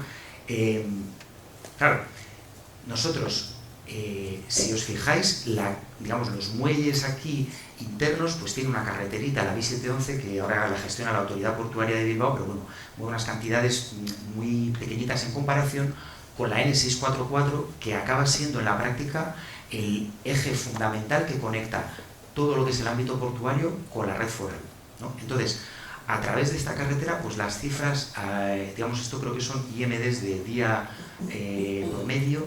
Estamos hablando pues, de unos 19.000 vehículos al día, con prácticamente la cuarta parte son vehículos pesados, lo cual tiene pues, todo el sentido del mundo, pero con unas pendientes del 6% máximas. Tenemos una subida y una bajada hacia el puerto, y viceversa. Yo hice el número gordo, pues, para esos 13 millones de toneladas anuales que tienen que circular por ahí. Quiero que os quedéis con lo de millones de toneladas, porque luego os explicaré también cómo se decide cuál es el espesor de una carretera, qué capas se meten, y tiene muchísimo que ver con esto.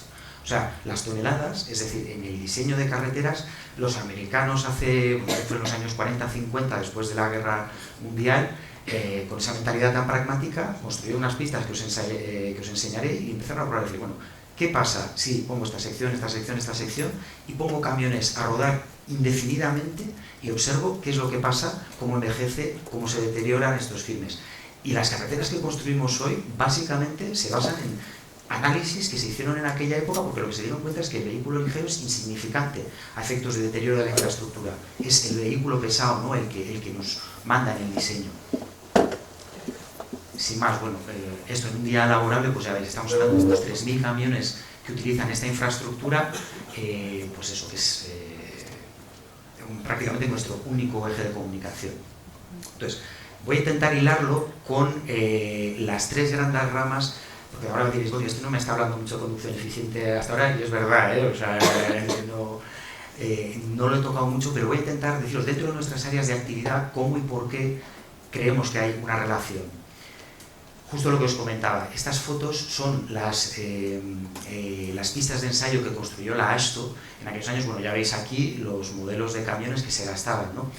Pues aprovechando que tenían campas, o sea, extensiones de terreno ingentes, construyeron una serie de pistas que, como veis, además tienen bucles, es decir, para simular las condiciones de curva, las peraltaban, en algunos casos creaban artificialmente pendientes, y sencillamente durante años, permanentemente, se estuvieron circulando camiones de diversos tonelajes adaptados pues, a los trenes de vehículos más típicos en el mundo anglosajón, ¿no? Y por los ingenieros de carretera desde aquella época, observando, tomando datos, en aquella época en la que el dato era un cuaderno y esto, ¿no? Y extrayendo conclusiones. Pero totalmente, ¿eh? Y ya os digo que hoy nos hemos sofisticado mucho, pero las carreteras que hacemos hoy, la ciencia viene de aquí. Y utilizamos modelos numéricos, incorporamos pues, la tecnología, pero esta es la madre de aquello, ¿no? ¿Qué es lo que ellos vieron? ¿Y qué es lo que justifica la conservación de carreteras? Yo construyo una carretera y empieza, vamos a decir, este es el valor a origen de esta carretera. Digamos, el estado cero. Pasan los años y entonces esta carretera va sufriendo una demanda, un deterioro. Tengo un nivel operativo mínimo que garantizar, es decir, yo no me puedo permitir bajar de una serie de desperfectos, de faltas de servicio, de condiciones que me pueden hacer incurrir primero en comodidad, pero luego ya en seguridad. La seguridad es inaceptable, es decir, nunca debemos llegar a un nivel ya por debajo de este operativo mínimo. Aquí, incluso aquí, o sea, yo creo que faltaría esa raya, que ese nivel mínimo de seguridad, ese es inaceptable. Tú no puedes esperar a llegar allí para ver actuar en tu carretera y volverlo a poner en este nivel de origen, a partir del cual pues volvemos a entrar en el ciclo. Porque si esperas mucho, entramos en ruina. Y cuando entras en ruina, ya no se trata de voy a reasfaltar, es que hay que volver a levantar la infraestructura o desecharla y hacer una infraestructura nueva, lo cual es un disparatado. Entonces aquí, bueno, pues traigo un poquito lo de carga y peso en esos conceptos de conducción eficiente que antes creo que estaba, pero no lo he citado, en la gráfica por aquí. En esta carretera un 6%, por donde pasan todas estas toneladas. Fijaros ese efecto de ese 6%, ¿no? De cómo se conduzca, de qué nivel de servicio de tráfico encuentren en el consumo de combustible y, por tanto, en la reducción de las emisiones de los vehículos, ¿no? Si voy muy rápido, muy lento, eso, por favor, dame el toque, ¿eh? Se supone que te queda cuarto de hora. Voy a intentar ajustar lo que... Exacto, a lo máximo que pueda, sin más. Bueno, entonces, esto ni os lo explico, o sea, estos son los dos conceptos que utilizamos nosotros sobre como rehabilitación de una carretera, es decir, si es superficial, lo que estamos es reflejando la superficie por la que vosotros rodáis, que tenga unas condiciones de comodidad adecuadas. Si es estructural, nos tenemos que ir más abajo. Quiere decir que ya no vale con ese corte nocturno donde reasfaltamos, sino tenemos que hacer una obra de mayor entidad porque nos han fallado las capas inferiores y ya o sea, el salto es de órdenes de magnitud de la dificultad. Sin más, aquí os pongo unas fotografías que pues, estaréis aptos de ver, no me imagino, de efectos superficiales, pero efectos superficiales que se producen precisamente, o sea, por ese paso continuo de cargas de vehículos pesados. O sea, el vehículo, ya os digo, un turismo, la carretera ni se entera del paso, literalmente es... Entonces, dependiendo de la edad de la carretera, del agua, que el agua muchas veces, por ejemplo, en esta de aquí, yo lo que veo es que aquí falta un drenaje, entonces aquí debe haber un flujo subterráneo que me hace un poquito plastilina, digamos, la explanada, que debería ser una superficie, o sea, una base sólida, y cuando un vehículo pasa, pues en este caso, oye, la combinación de factores de carga y humedad nos crea un blandón. Pero hay otros casos que el firme se fatiga o no es capaz de resistir los pasos continuos, entonces se provocan baches, exudaciones del betún, roderas, que esto además es muy típico en zonas de baja velocidad y curva, hay una especie de fenómeno de amasado. Si las capas de pavimento son demasiado delgadas, se produce un amasado de esa capa superficial de rodadura que se convierte literalmente en plastilina. O sea, yo he visto alguna vez de estos camiones girar ejes en carretera, pues se haya equivocado pues, algún camionero en una carretera secundaria de estas de montaña y literalmente, pues, o sea, la ves como si fuera plastilina, ¿no? Pues eso, cuarteos en malla fina, juntas longitudinales. De nuevo, carga y peso. Sin más, bueno, aquí lo que os quiero decir, recientemente, este año, no sé si este año, a finales del año pasado, se ha publicado la nueva norma vasca de dimensionamiento de firmes. Este cuadro de aquí lo que representa es decir, mira, ¿para qué? O sea, ¿qué firme tienes tú que construir? Pues ese firme depende exclusivamente, con unos factores correctores, pero del número de ejes equivalentes de vehículos pesados que vayan a pasar por esa carretera en la vida en servicio. O sea, lo que os quiero decir es que el firme se diseña para los vehículos pesados, directamente, para que aguante una cierta vida útil en unas determinadas condiciones de servicio. De nuevo, carga y peso. Pero no solo eso, claro, esto no sé si os habrá tocado participar alguna vez a alguno de vosotros, estos son pruebas de carga. Cuando construimos un puente, las normas de construcción que utilizamos obligan, por muy bien que esté calculado, por muchas derivadas que le hayas hecho, decir, vale, está todo perfecto, habéis hecho un control de calidad estupendo, pero bueno, el día antes de decir que esto va a ponerse en servicio, vamos a dimensionar aquí una prueba de carga en las condiciones más desfavorables que nos marca pues, una instrucción de acciones sobre puentes de carretera, y vamos a medir las flechas y contraflechas que se producen en la estructura. Lo que suele pasar aquí es que normalmente van entrando los camiones esporádicamente y en cuanto entra el conductor sale corriendo hasta que entra el siguiente compañero, se esperan unos minutos y entonces ahí se van midiendo los asientos y los movimientos que se producen. ¿Cómo sorteáis los turnos? ¿Quién le toca al último? No sé cómo lo organizan, ¿no? Pero claro, ahí tienes la topografía de detalle que está mirando si lo que sucede se corresponde con lo que tú esperas. Pensar que si no, es la de San Quintín, o sea, quiere decir que ese puente no se puede poner en servicio, no está respondiendo a la expectativa, ¿no? Entonces, ¿por qué ponemos camiones? Pues no solamente por a ver qué pesa y podemos hacerlo, sino porque también consideramos que es el que tiene ese efecto en su, digamos, la carga dinámica que circula por allí provoca incluso unos efectos que son distintos a esta carga estática, ¿no? Todo eso estructuralmente hay que considerarlo, es decir, la eficiencia en la conducción, la forma. Os voy a contar una anécdota. Los puentes peatonales, seguramente ya lo habéis hablado alguna vez, si pasa un regimiento tiene que romper el paso. Es obligatorio que rompan el paso. ¿Por qué? Porque si no rompen el paso, la regularidad crea una onda. Una onda en un puente los puentes tienen una cosa que se llama la frecuencia de resonancia. Si coincide, el puente empieza a bailar también. Eso en algunos casos ha provocado ruinas de puentes antiguos. De hecho, hay un puente de Norman Foster en Londres que tuvieron que cerrarlo al paso peatonal, además uno de los emblemáticos creo, porque cuando lo abrieron, creo que es el puente del Milenio, así, resonaba. Entonces tuvieron que añadir una serie de cosas para que la estructura no tuviera eso, porque, a ver, incomodidad puede ser, pero si se cae el puente tenemos un problema, ¿no? Los fenómenos de frenado de grandes trenes de vehículos, que aquí no tenemos, pero imaginaos en Australia o en los Estados Unidos, una carga de frenado de emergencia es una carga tremenda y tiene impacto en una cosa tan sólida como pueda parecer un puente, ¿no? Toco aquí el elefante en la habitación, ¿no? Gestión de la demanda. Voy a escurrir el bulto un poco porque no es mi negocio, pero sí voy a intentar aportaros algunos datos en el sentido de cuál es el contexto alrededor del pago por uso que se está implantando recientemente la B625 y la N240 en las carreteras. Ahora lo que os voy a contar es un poco el contexto normativo que conocéis mejor que yo, sufrís, por supuesto, en carnes propias, ¿no? Y luego lo que espero es intentar daros esa visión de alguna forma, desde la infraestructura, a qué puede responder, aunque no solo también este tipo de medidas de gestión de la demanda. Lo que comentaba antes en la conferencia, ¿no? Es decir, uno optimiza su ruta en base a coste, ¿no?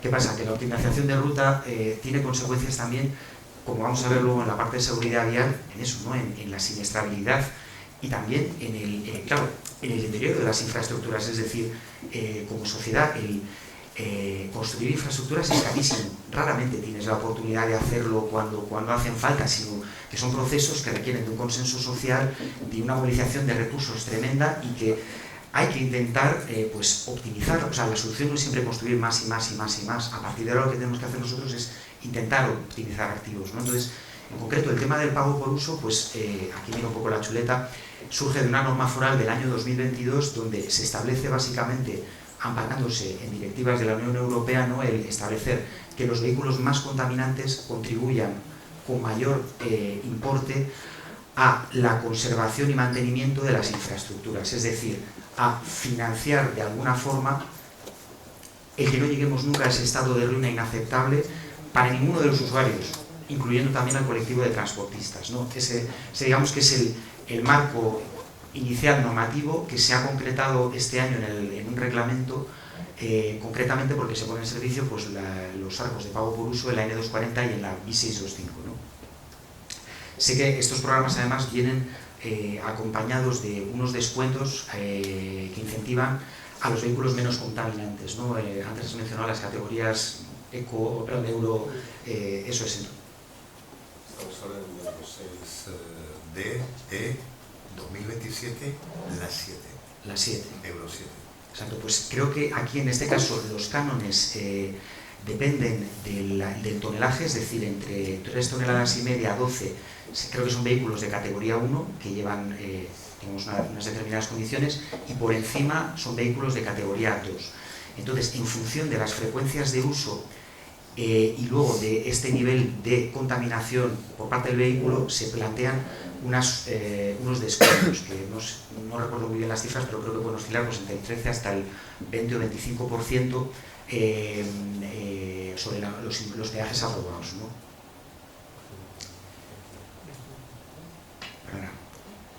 A ver, ¿con qué lo ligo esto ahora?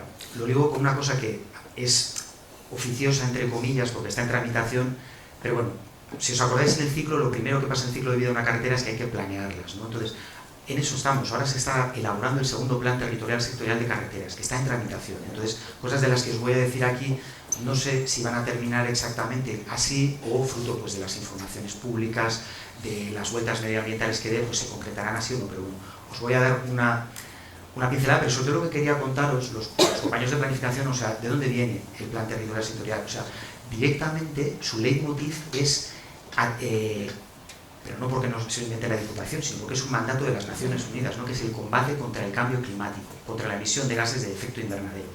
Entonces, el objetivo principal que se persigue es la neutralidad de carbono en el año 2050. ¿Cómo? Claro, esto es muy ambicioso, pero bueno. Si no nos ponemos objetivos ambiciosos, seguro que no cumplimos ni la mitad de esos objetivos, ¿no? ¿Cómo se puede conseguir? Claro, nosotros somos un agente, pero aquí estamos muchos de otros agentes, ¿no? Con un uso más racional de infraestructuras y de modos de transporte. Entonces, bueno, lo que pone un dato, ¿no? Curioso, además, que yo no lo conocía, es decir, hasta en este informe de situación de medio ambiente de Euskadi 2019, se decía que la evolución en el resto de sectores productivos ha sido positiva en el sentido de reducción de emisiones. Sin embargo, en el sector del transporte se ha producido en estos 3 lustros un aumento del 15% de las emisiones. Por lo cual ya veis que si el objetivo es llegar a la neutralidad de carbono, o sea, estamos en una curva muy distinta, que requiere actuación por parte de todos ya, porque no vamos a llegar. Objetivos, pues por nuestra parte es plantear que se pudiera ofertar una red que contribuya, porque claro, nosotros decimos, vale, sí, vamos a hacer esto, pero yo tengo que dar una red coherente con lo que estamos poniéndonos como objetivo, ¿no? La red de Vizcaya es una red que tradicionalmente eran, si conocéis a Ochagane, Trabacúa, pues que voy a contaros de la N240 y todo esto, al final son carreteras que no han cambiado tanto desde hace 70 años, salvo que hemos mejorado perates, mejorado radios de curvas, puesto más carriles y tal, pero el eje, estamos condicionados, porque la orografía es la que era, por ejes que igual son de hace medio siglo, un siglo, lo que sea. Claro, unas pendientes del 10%, por ejemplo, para comunicarnos con el puerto de Bermeo, con Ondarroa, con toda la zona pesquera y tal, pues igual no son el óptimo desde el punto de vista de los vehículos pesados. Aparte con unos trazos que no son para nada óptimos, están fuera de estándar, incluso en algunos casos, de lo que nosotros desearíamos. Entonces, esa es nuestra misión, intentar conseguir una red moderna que dé servicio a esto, ¿no? El objetivo es eso, neutralidad en la movilidad motorizada, es decir, conseguir que la movilidad de hoy sea la movilidad de dentro de 12 años aproximadamente, ¿no?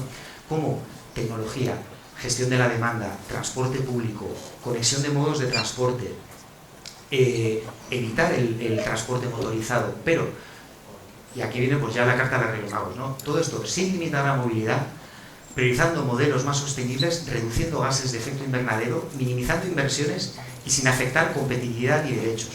Si alguien en esta sala sabe, por favor, le queremos fichar en Diputación cómo se hace esto, porque bueno, son declaraciones de intenciones que tenemos que ponerlas delante para intentar apuntar a ellas, que son muy difíciles y complejas de conseguir. Algunas voy a intentar hacer un poquito para no irme demasiado, ¿no? Actuaciones del PTS, ¿no? Pues esto es lo que está planteado, insisto, por eso como en tramitación, cogerlo con pinzas porque no sé si todo va a salir, ¿no? Pero, por supuesto, la principal es aquí el subfluvial del Amiaco, la conexión entre márgenes, el mallado que permite cambiar las reglas del juego, del funcionamiento de nuestra red, y esa foto que veíais antes de la hora 30 es otra foto, el día que se pueda abrir el subfluvial del Amiaco. Entre tanto, también hay que hacer redundancia a los principales ejes de la red, entonces se plantean pequeñas conexiones, es decir, imagínate que Avanzada estuviera colapsada por lo que fuera en algún momento, pequeñas conexiones con el eje de universidad-aeropuerto que nos lleva hasta Parque Tecnológico también por aquí, duplicación de la calzada de Santo Domingo, duplicación de calzada en Boroapario, en la zona de Malmasín también crear un bypass para continuar con el eje este-oeste sin tener que entrar necesariamente en esta infraestructura, variante de Recalde, variante de Las Carreras y un tercer carril entre Gallarta y El Haya. Básicamente es un problema, o sea, programas que consisten en mejorar lo que hay, en reducir las afecciones y la eficiencia de la red que tenemos a día de hoy y en menor medida, aquí quizás os he puesto un poco precisamente estas, pero creación de nuevas infraestructuras. Esto cambia mucho con respecto a planes anteriores. En planes anteriores, digamos, el peso estaba aquí, en el plan actual el peso está aquí. Bueno, sin más, aquí lo que os quería decir es que se trata de una red que está moderna, está madura, pero tiene retos muy importantes. O sea, aquí tenéis una pequeña infografía de lo que se espera que sea el subfluvial del Amiaco, conectando las dos márgenes de la ría. Esto es parte de las obras pues, de la recién inaugurada nueva fase de la variante sur, junto con actuaciones que hemos estado realizando pues, en carreteras como la B631, la N634, la bicipista, pues, estamos hablando aquí con el colectivo de transportistas, pero bueno, nosotros también tomamos a todos los usuarios y en particular nos ocupamos de los usuarios vulnerables, ¿no? Y bueno, aquí ya entro un poco directamente en lo que es mi rama, que es el tema de seguridad viaria, ¿no? Entonces, ¿qué hemos visto antes? Hemos visto, si os acordáis, en el tema, en el gráfico de tráfico hemos visto pues, un pico con COVID y luego los tráficos han crecido, ¿no? Quizás os enseño el gráfico siguiente. O sea, desde los años 90 hasta la fecha actual más o menos, lo que habíamos tenido con iniciativas que empezaron con el carnet por puntos, las primeras implantaciones del sistema seguro es una redacción continua tanto del número de accidentes como del número de víctimas. Hasta que llegamos aquí, a los años alrededor de 2014, ya nos empezamos a dar cuenta que hay una estabilización que no debería ser. Es decir, que si estamos llegando a los límites que el planteamiento que se había hecho era capaz de ofrecer. No solo eso, empezábamos a ver algunos picos preocupantes hacia arriba de los colectivos, o sea, de los accidentes severos. Quiero decir severos, me refiero a fallecidos y heridos graves. Mientras que los accidentes totales disminuían, se mantenían tal, hemos llegado a una especie de paro estructural con aquello y no está mejorando. Vuelvo a la diapositiva anterior, perdón. Coincide esto con unas declaraciones por parte de las Naciones Unidas que dicen, mira, esto pues eso, una conferencia que se produjo en Estocolmo condujo a una declaración que dice es inaceptable este estancamiento general, es necesario reaccionar y para esa reacción ponemos este objetivo. Todos los países que se acojan a esta declaración tienen como objetivo en 2030 reducir al 50% los fallecidos y graves. Y ese es un gran cambio con respecto a antes. Antes queríamos bajar accidentes. Ahora queremos bajar los accidentes graves, porque nos hemos dado cuenta que dispersar esfuerzos en accidentes de consecuencias menores o esto, empiezas a ver accidentes y lógicamente donde se densifican, si pones los recursos allí, igual te estás dejando zonas mucho más marginales, pero que igual son las que están generando el sufrimiento social que hay detrás de la lesividad severa, ¿no? Entonces, esto es el objetivo para 2030 y no solo eso, además nos han dicho, materializado a través del gobierno vasco con su plan estratégico de movilidad segura y sostenible, que además hay que hacer unos objetivos concretos para personas con movilidad reducida, personas mayores, ciclistas, motoristas, peatones, es decir, todos aquellos colectivos que tienen modos de desplazamiento sostenibles y además son mucho más vulnerables. Bien, bueno, aquí abundan un poquitín en las mismas cifras de accidentalidad, ¿no? El año pasado, en las carreteras gestionadas por Diputación Foral de Vizcaya, registramos 3.200 accidentes, casi el 30% de los cuales produjeron víctimas. 6 fallecidos, 74 heridos graves y 1.300 heridos leves, ¿no? Y entonces aquí una pregunta que suele surgir, bueno, ¿esto es mucho, esto es poco? ¿Cómo estamos comparado con los demás? Pues antes la respuesta podría ser, oye, pues estamos, no sé, mejor que Guipúzcoa o estamos por debajo de la media que del resto de España o algo así. La respuesta a día de hoy es, da igual. O sea, da igual si estamos mejor o peor. Esto no es admisible. O sea, hay un postulado, digamos, todos los agentes tienen que tener una posición ética y moral donde dice, no es admisible directamente. O sea, no solo no es admisible, sino que consideramos que es evitable, porque un accidente es una confluencia de casualidades, actitudes y situaciones que, por digamos, esa lírica del azar, terminan en esto y terminan en unas tragedias que, esto son cifras, pero esto no representa el sufrimiento de las personas, el sufrimiento de las familias, el sufrimiento de las sociedades. O sea, de ahí que la visión cero y el sistema seguro se convierte en el centro de nuestra actividad objetivo, ¿no? Unas cifras, aún así, os voy a dar, ¿no? Bueno, aquí lo que reflejo es ese estancamiento en cifras, ¿no? Accidentes con víctimas de este periodo. Os he puesto un poco las carreteras que concentran el mayor número de accidentes por víctimas, incluyendo heridos leves, ¿no? Y aquí veis, pues tampoco os sorprenderá, la 8, la N634, fijaros, B631 exacto, Chorierri, o sea, Chorierri no tiene muchos accidentes con víctimas en proporción, ¿no? En este quinquenio. ¿Cuántos de estos accidentes con víctimas implican al vehículo pesado? Prácticamente un 9% aproximadamente.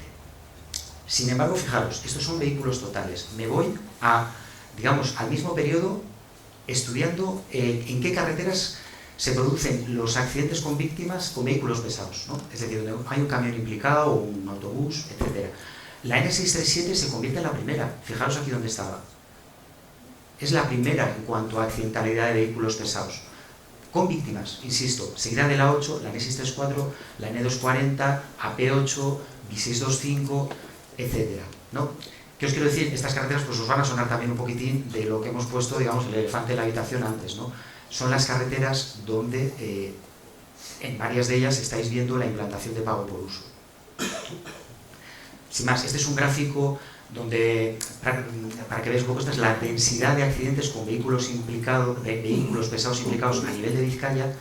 Pues eso, ya veis aquí en el ámbito metropolitano donde estamos. Esto es cerca de la zona del nudo de conexión de Miraflores con la P8, en la N240, perdón, esta es la N636 de Campázar, en la N240 tenemos varias zonas también, pues este es el ámbito de Erleches, etcétera, y ya veis que aquí también nos acercamos a la zona portuaria. Estos datos son de 2019, ¿vale? Veréis que las cifras serán diferentes. Lo mismo, lo estoy hilando en conducción eficiente con seguridad vial y conciencia de la carretera.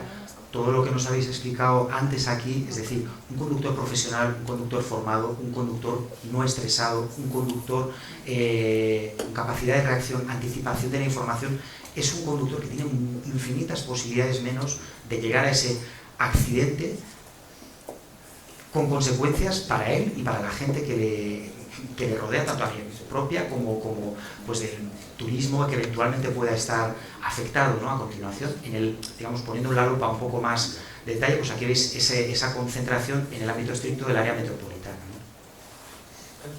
¿no? Perdón, acelero, sin más. Un poquito más allá, antes estamos viendo accidentes con víctimas, ahora os digo costes sociales. Costes sociales es otra cifra, no me gustan las cifras, pero al mismo tiempo tienes que cuantificar de alguna forma las cosas, ¿no? Entonces, la DGT estableció una metodología que intentaba cuantificar los costes productivos, médicos, etcétera, etcétera, derivados de los accidentes. Estableció unos baremos donde, evidentemente, pues, los accidentes que provocaban fallecidos y heridos graves llevaban unos costes sociales aparejados muchísimo mayores. Nosotros estamos, claro, si a nosotros nos dicen el foco en los fallecidos y graves, en los severos, vamos a analizarlo. Fijaros en los accidentes con víctimas con vehículos pesados donde se concentran los costes sociales. En la N240 y en la N634. Más incluso que en N637 otras vías de alta capacidad. Es decir, en la red tradicional, por así decir, todavía tenemos las mayores consecuencias de la accidentalidad. Para que os hagáis una idea, de los 1.300 kilómetros de carreteras de la red, en un 5% más o menos están concentrados los accidentes severos. En un 5%. ¿Cómo son estos accidentes? Colisiones, pero bastante repartido con alcances. La gran mayoría de accidentes con víctimas, además del camión, tienen un vehículo pesado, además del camión tiene un turismo asociado, ¿no? En los vehículos pesados, ¿cuáles son los factores? Estos son datos de Ertzaintza. ¿Cuáles son los factores concurrentes de los accidentes donde participan estos vehículos pesados? Casi la mitad es conducción distraída o desatenta. O sea, fijaros la importancia de este factor humano, y aquí añado, aunque no se puede cuantificar, las distracciones con el móvil, ¿no? Pero ¿cuánto influye esto, ¿no? ¿De quién, Faru? Del conductor del vehículo. Ya, pero ¿del vehículo del camión o del otro? Habría que mirar los casos, pero... Es que ese es el dato que a mí me falta. Claro, del vehículo causante. Del vehículo causante. Yo creo que no podemos disgregar hasta ese nivel. Nosotros, Ertzaintza sí podría, ¿eh? Nosotros tenemos un dato, Sí. de hecho en un estudio de la IRU es la International Routier Union, que es como la CTM de todo el mundo, y el estudio revelaba que en el 72% de los casos en los que había involucrado un vehículo pesado, el culpable era el otro. Es decir, al final, Juan habla mucho de profesionales, y eso hace que todo este tipo de cosas, distracciones, etcétera, se produzcan menos en nuestro mundo, pero creo que es un dato fundamental, porque a la hora de actuar, ¿sobre quién actúas? Es decir, al final, a lo mejor si el que está causando el accidente es el particular, vamos a no señalizar al Desde camión. luego, no es la idea, ¿eh? O sea, simplemente esto, en accidentes donde hay camiones, esos son los factores concurrentes que se han registrado. Pero para mí, de verdad, Sí. si no llegáis a quién es el que se ha distraído o el que ha usado el móvil, una parte muy importante de la actuación que se puede hacer para corregirlo queda absolutamente desvirtuada. Totalmente. También partamos de la base de que siendo factor humano, la carretera poco puede hacer ahí, ¿no? Sin embargo, sí es cierto que el conductor atento, quiero decir, independientemente de quién sea el responsable, muchas veces tu atención también permite la esquiva de ese accidente, ¿no? A eso me refiero. Nada, ¿cuándo ponemos el cartel de Angles Morts en los camiones? Los carteles. Por supuesto, sí. No ven el camión como va a ver el cartel. No, por eso... No ven el camión para ver el cartel. Luego hablamos de responsabilidad compartida, ¿no? El 9% ha dicho que era la sinistralidad de los vehículos pesados. El 9% de la sinistralidad de los vehículos pesados. El 9% de todo el global. En ciertas carreteras No la responsabilidad. no se han hablado de qué carreteras y cuáles y la responsabilidad de ese 9% tampoco está clara. No. Esto va sobre eso. Claro, yo solamente tengo el dato de que están implicados, efectivamente. Sí, desde luego. Todo va a centrar en transporte. Los viajes los pagamos los transportistas. Exactamente. Los coches no son los viajes ni las líneas estas de carreteras de alta ocupación. Porque los viajes de momento son los que pagamos. Somos los malos. No, en absoluto. Por favor, no se está escuchando. Entonces, si queréis, le dejamos acabar, abrimos un turno de intervenciones con micrófono, aunque estamos completamente fuera de tiempo. Perdón, sí. Termino. Bueno, ya lo que insisto, y si se entiende así, lo corrijo. En absoluto se está hablando de que haya un malo de la película. Al contrario, porque, como os quiero enseñar, aquí, o sea, el principio del sistema seguro es implicar a todos los agentes en un mismo barco. Velocidades seguras, usuarios seguros, atención post-accidente segura, vehículos seguros, carreteras seguras. Y aquí somos responsables todos, es un enfoque basado en responsabilidad. ¿Por qué? Porque aquí los que estáis las horas sufridas en carretera, lejos de las familias y que también sois víctimas de los accidentes, pues estáis aquí sentados. Lo mismo pues que los vehículos indirectamente afectados, pero cuando hay, ya veis, situaciones... ¿Cuántos coches hay en esa zona? A ver, las he elegido yo, ¿eh? ¿Has elegido bien? He querido traer fotos que se puedan enseñar. ¿Casualidad? No. A ver, a mí me piden un que hable para un cierto colectivo, me intento ajustar, ¿eh? O sea, quiero decir, si queréis fotos del otro traigo, pero tampoco es un tema con el que creo que sea bueno frivolizar, ¿sabes? ¿No nos has echado toda la culpa a nosotros? No, en absoluto, ¿eh? Mira, si termino y si queréis hablar de eso, porque no es eso, simplemente quiero... Aquí de hecho lo que quería comentar es las tipologías de accidente con las que suelen suceder, que es tijeras, es pérdidas de carga, por ejemplo, en rotondas, cuando hay vuelcos de camión, vuelcos de cabina, de remolque, alcances, piezas demasiado elevadas que por lo que sea se atascan en cargas, pérdidas de carga en vía, etcétera. O sea, yo os estoy hablando de datos de las tipologías, que a mí es lo que digo, las tipologías más frecuentes que nos encontramos. Podría traer lo mismo de motociclistas, peatones, turismos, y estaríamos hablando en tono similar.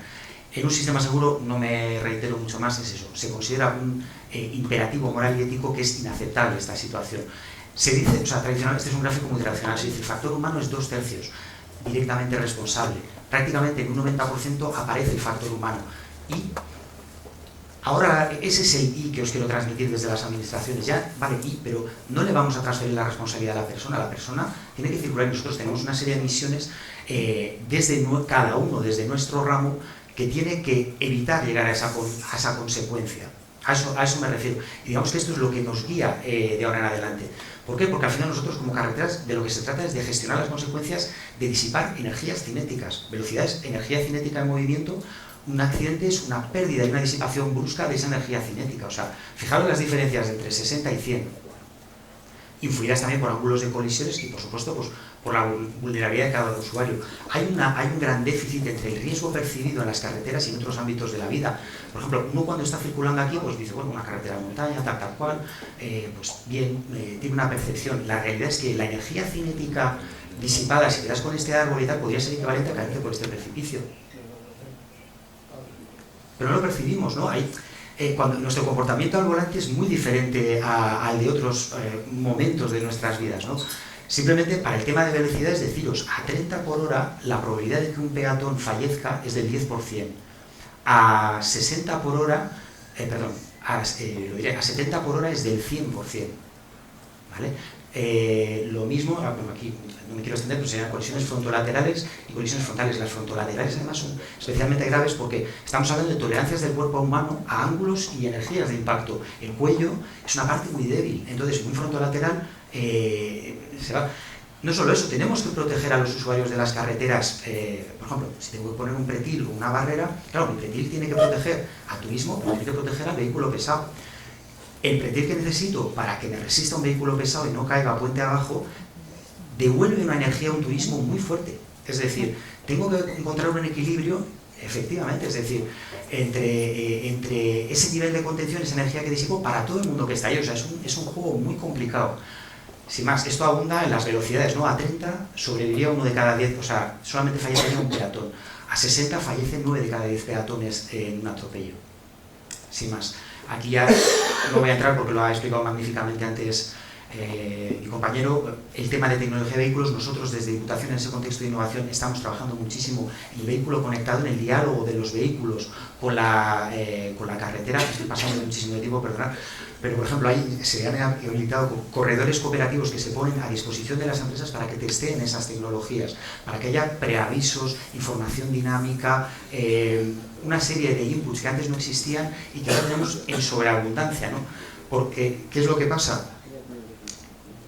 Salto un poquitín, muy directamente esto. Hasta ahora hemos estado actuando un poquitín con la catapulta, es decir, vamos a asumir que lo que hacemos mejora seguridad vial, mejora tráfico, mejora las condiciones, pero ahora no tenemos la excusa de la falta de información, de herramientas. Es decir, en la época en la que estamos tenemos tal exuberancia de datos que si conseguimos procesarlos, y nosotros de hecho estamos arrancando experiencias piloto de utilización de ciencia de datos, lo que podemos hacer es un uso mucho más eficiente de las infraestructuras y en poner los recursos ahí donde van a tener el mayor retorno a la sociedad. Es decir, que si yo tengo 50 zonas de alta siniestralidad, saber dónde debo actuar para conseguir reducir la mayor cantidad de fallecidos y heridos graves dentro de las disponibilidades económicas de una sociedad, ¿no? Y decir, oye, mira, esto primero, esto segundo y tal, ¿por qué? Porque además espero esto. Es decir, que en 2030 cumpla con lo que me ha dicho Naciones Unidas. Y lo mismo aplicado pues a nivel de la planificación de las carreteras, ¿no? Y bueno, sin más, pido perdón por haberme ido tanto de la charla y... No te preocupes, estamos pasadísimos, pero bueno, si hay alguna pregunta, le damos el micrófono, pero vamos a ver siempre preguntas, por favor. Ponencias ya ha habido dos, sé lo que os pide el cuerpo, porque es lo mismo que un poco siento yo y que he intentado transmitir. Es decir, para mí falta un dato clave en todo esto. Estamos implicados solo en el 9% de los accidentes, pero no sabemos de cuántos somos culpables. Eso es fundamental a la hora de actuar. Si no buceamos lo suficiente, pues es difícil que se tome una buena medida. ¿Alguien desea hacer uso del micrófono? Yo se lo cedo. Sin más, pues oye, muchísimas gracias Juan Antonio y Faruq, yo creo que ha sido muy interesante. Y sin más, pues pasamos al desayuno y como en 20 minutos por ahí volvemos a empezar, o 25, para cumplir horario.